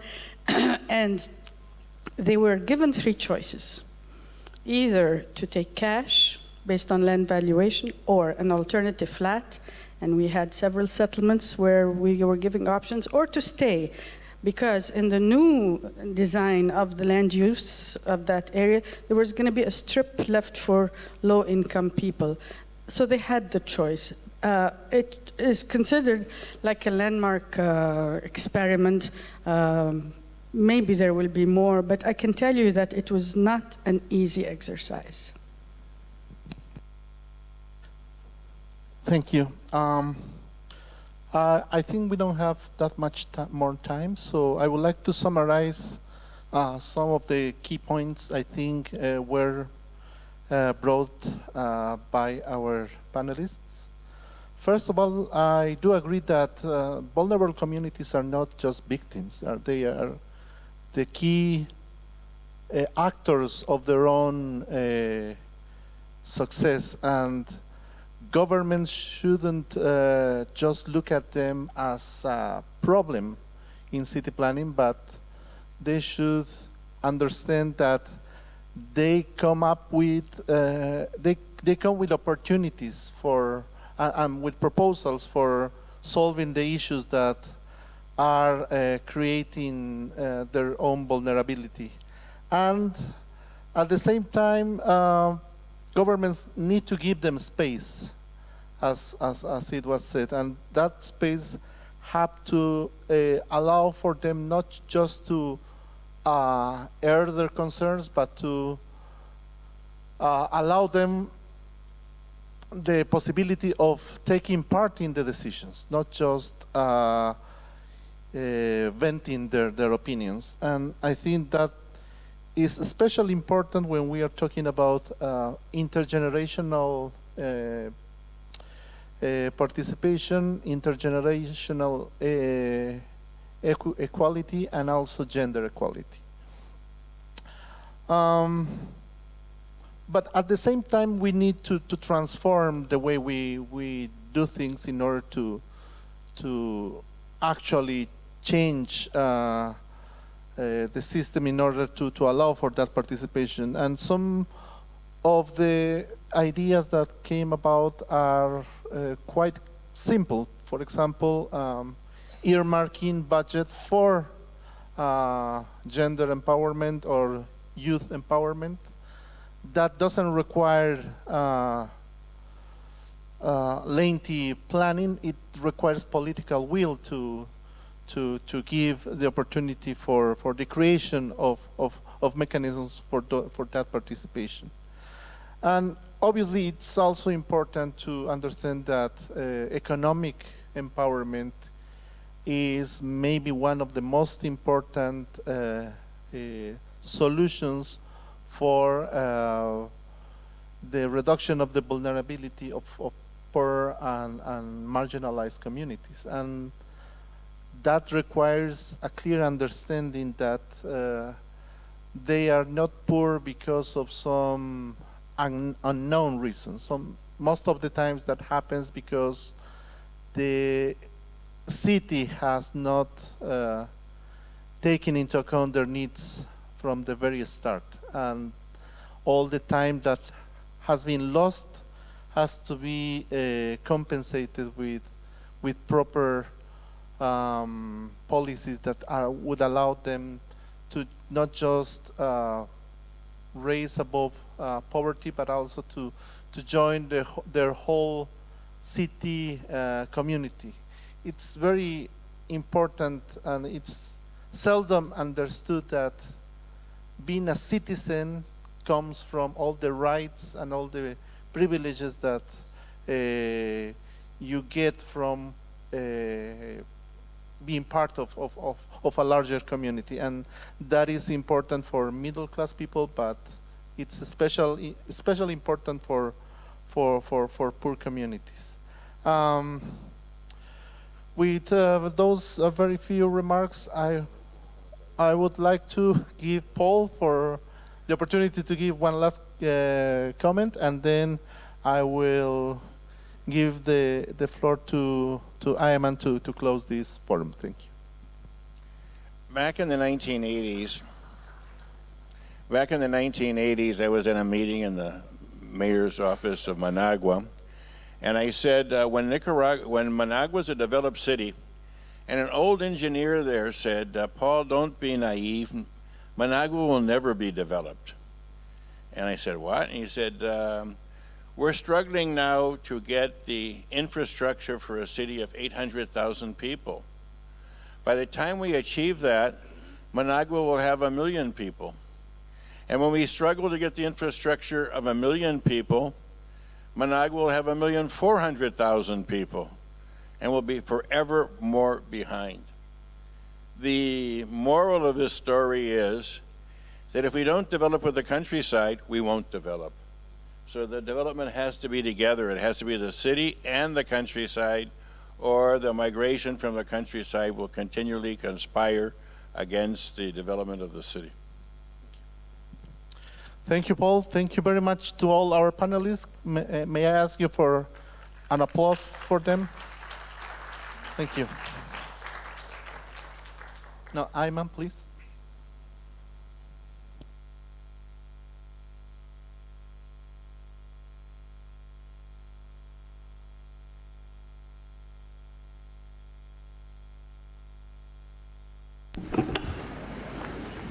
Well, thank you, Ivan, for moderating the session.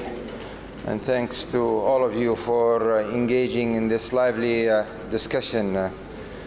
This brings us to the closure of the forum. We tried our best to make it short today. I think we saved you an hour for your shopping and sightseeing in this lovely city of Beirut.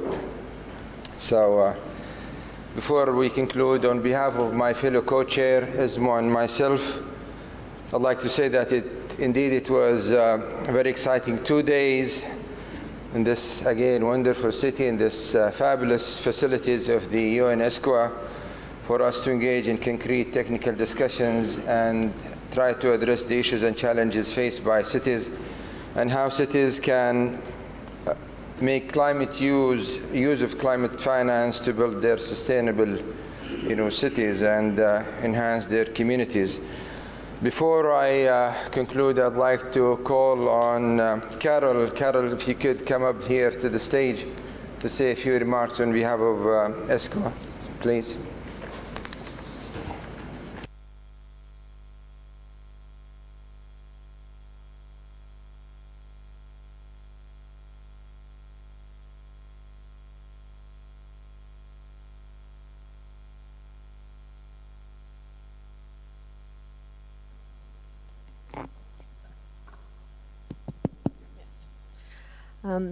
Thank you, Ayman. Thank you all. I'm not going to try to re-summarize all the interesting conversations that we've had over the last 2 days, or provide anything additional really to the clear summaries we just had and enjoyed from all the moderators and expertise contributed. But I just wanted to share maybe just a few takeaway messages for the record, so that we can move forward, have a substantive wrap-up for our discussions as we find a way forward. First, I think we've all understood that the integration of climate change into development planning is still nascent. We've been working on this for several decades now, but it is still at the beginning.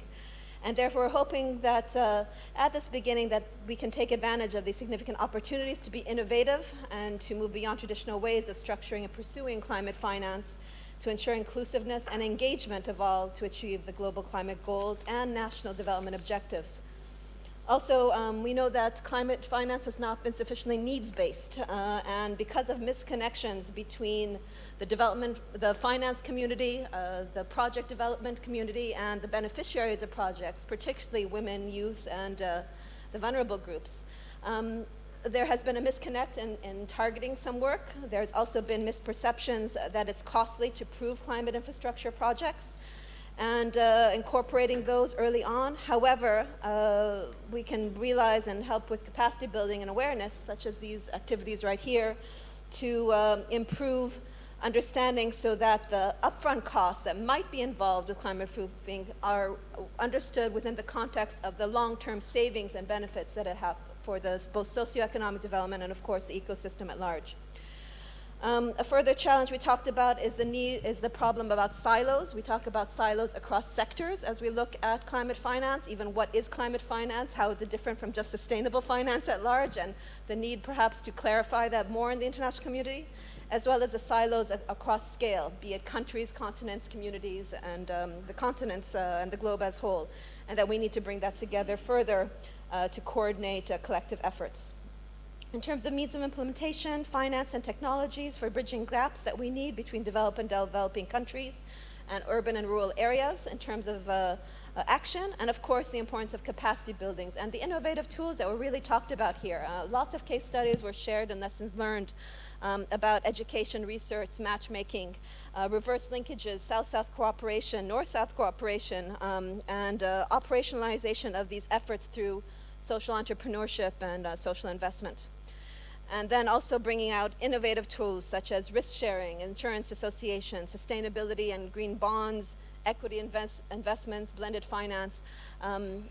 This really created food for thought over the last couple of days. However, they should not replace those traditional mechanisms that are there, and to make them more equitable and inclusive and engaging for those most in needs, because in the end, we need to build the capacity of states and civil society, both locally, nationally, globally, so that both the public and private sectors and civil society can become true actors in climate action.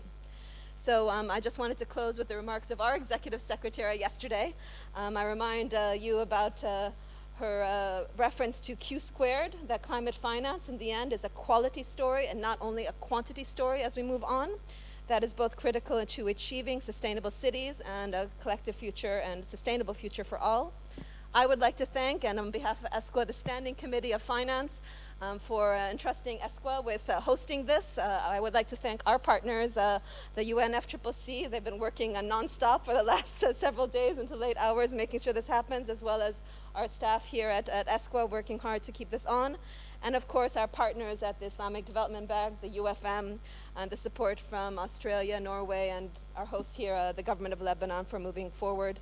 And thank you, the co-chairs, and you, the participants and members of the committee, for seizing this issue, because you selected this topic, and we look forward to continue to working on this in the future. So thank you very much.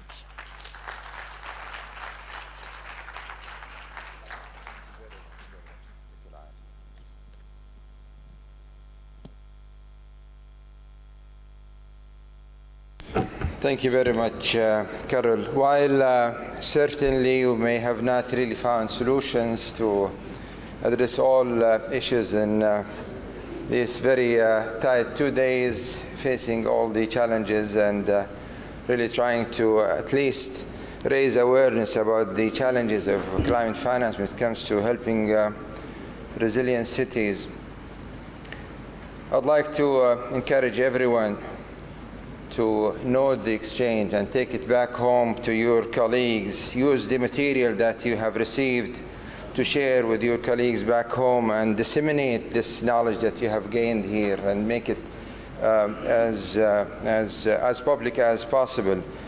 We like to, take this moment to accelerate and mobilize the delivery of climate finance as much as possible. For the cities and for the communities going forward. To tell you what is going to happen with this, the outcome of this workshop is that we will take it to the next meeting of the Standing Committee on Finance. We will have our committee meeting next month in Bonn, Germany, from I think on the 2nd, 3rd, 4th, and 5th of October. We will take the summary report of this meeting, and then we will put it together to be reported to the conference of the parties. Those are the decision makers to take note of the outcome of our discussion here. All the publications, all the material, everything, you'll find it on the website for the Standing Committee on Finance. It's under the UN-ESCWA website. So please, try to locate all the material there, and it's public domain. You can share it with everyone. In conclusion, before closing, I'd like to thank Ambassador Mohammed Nasser. Thank you very much. And I also would like to thank Fiona Gilbert for both of you facilitating this session. I would like also once again to thank the United Nations ESCWA for hosting us. I would like to thank the UFM and the ISDP for their contributions as well. And once again, a great thank you for the government of Australia and Norway for their financial contribution to this forum. And not to forget all the resource persons, the participants, the virtual participants, and everyone who participated and took part of this forum. And of course, as always, the dream team of the finance group of the UN-ESCWA Secretariat for their hard work. And all the staff members of the UN-ESCWA here, Daniel, Tariq, Carol, their colleagues, everybody who really helped make this forum successful. Thank you very much, and we look forward to seeing you in the next forum, hopefully next year. All the best and safe travels.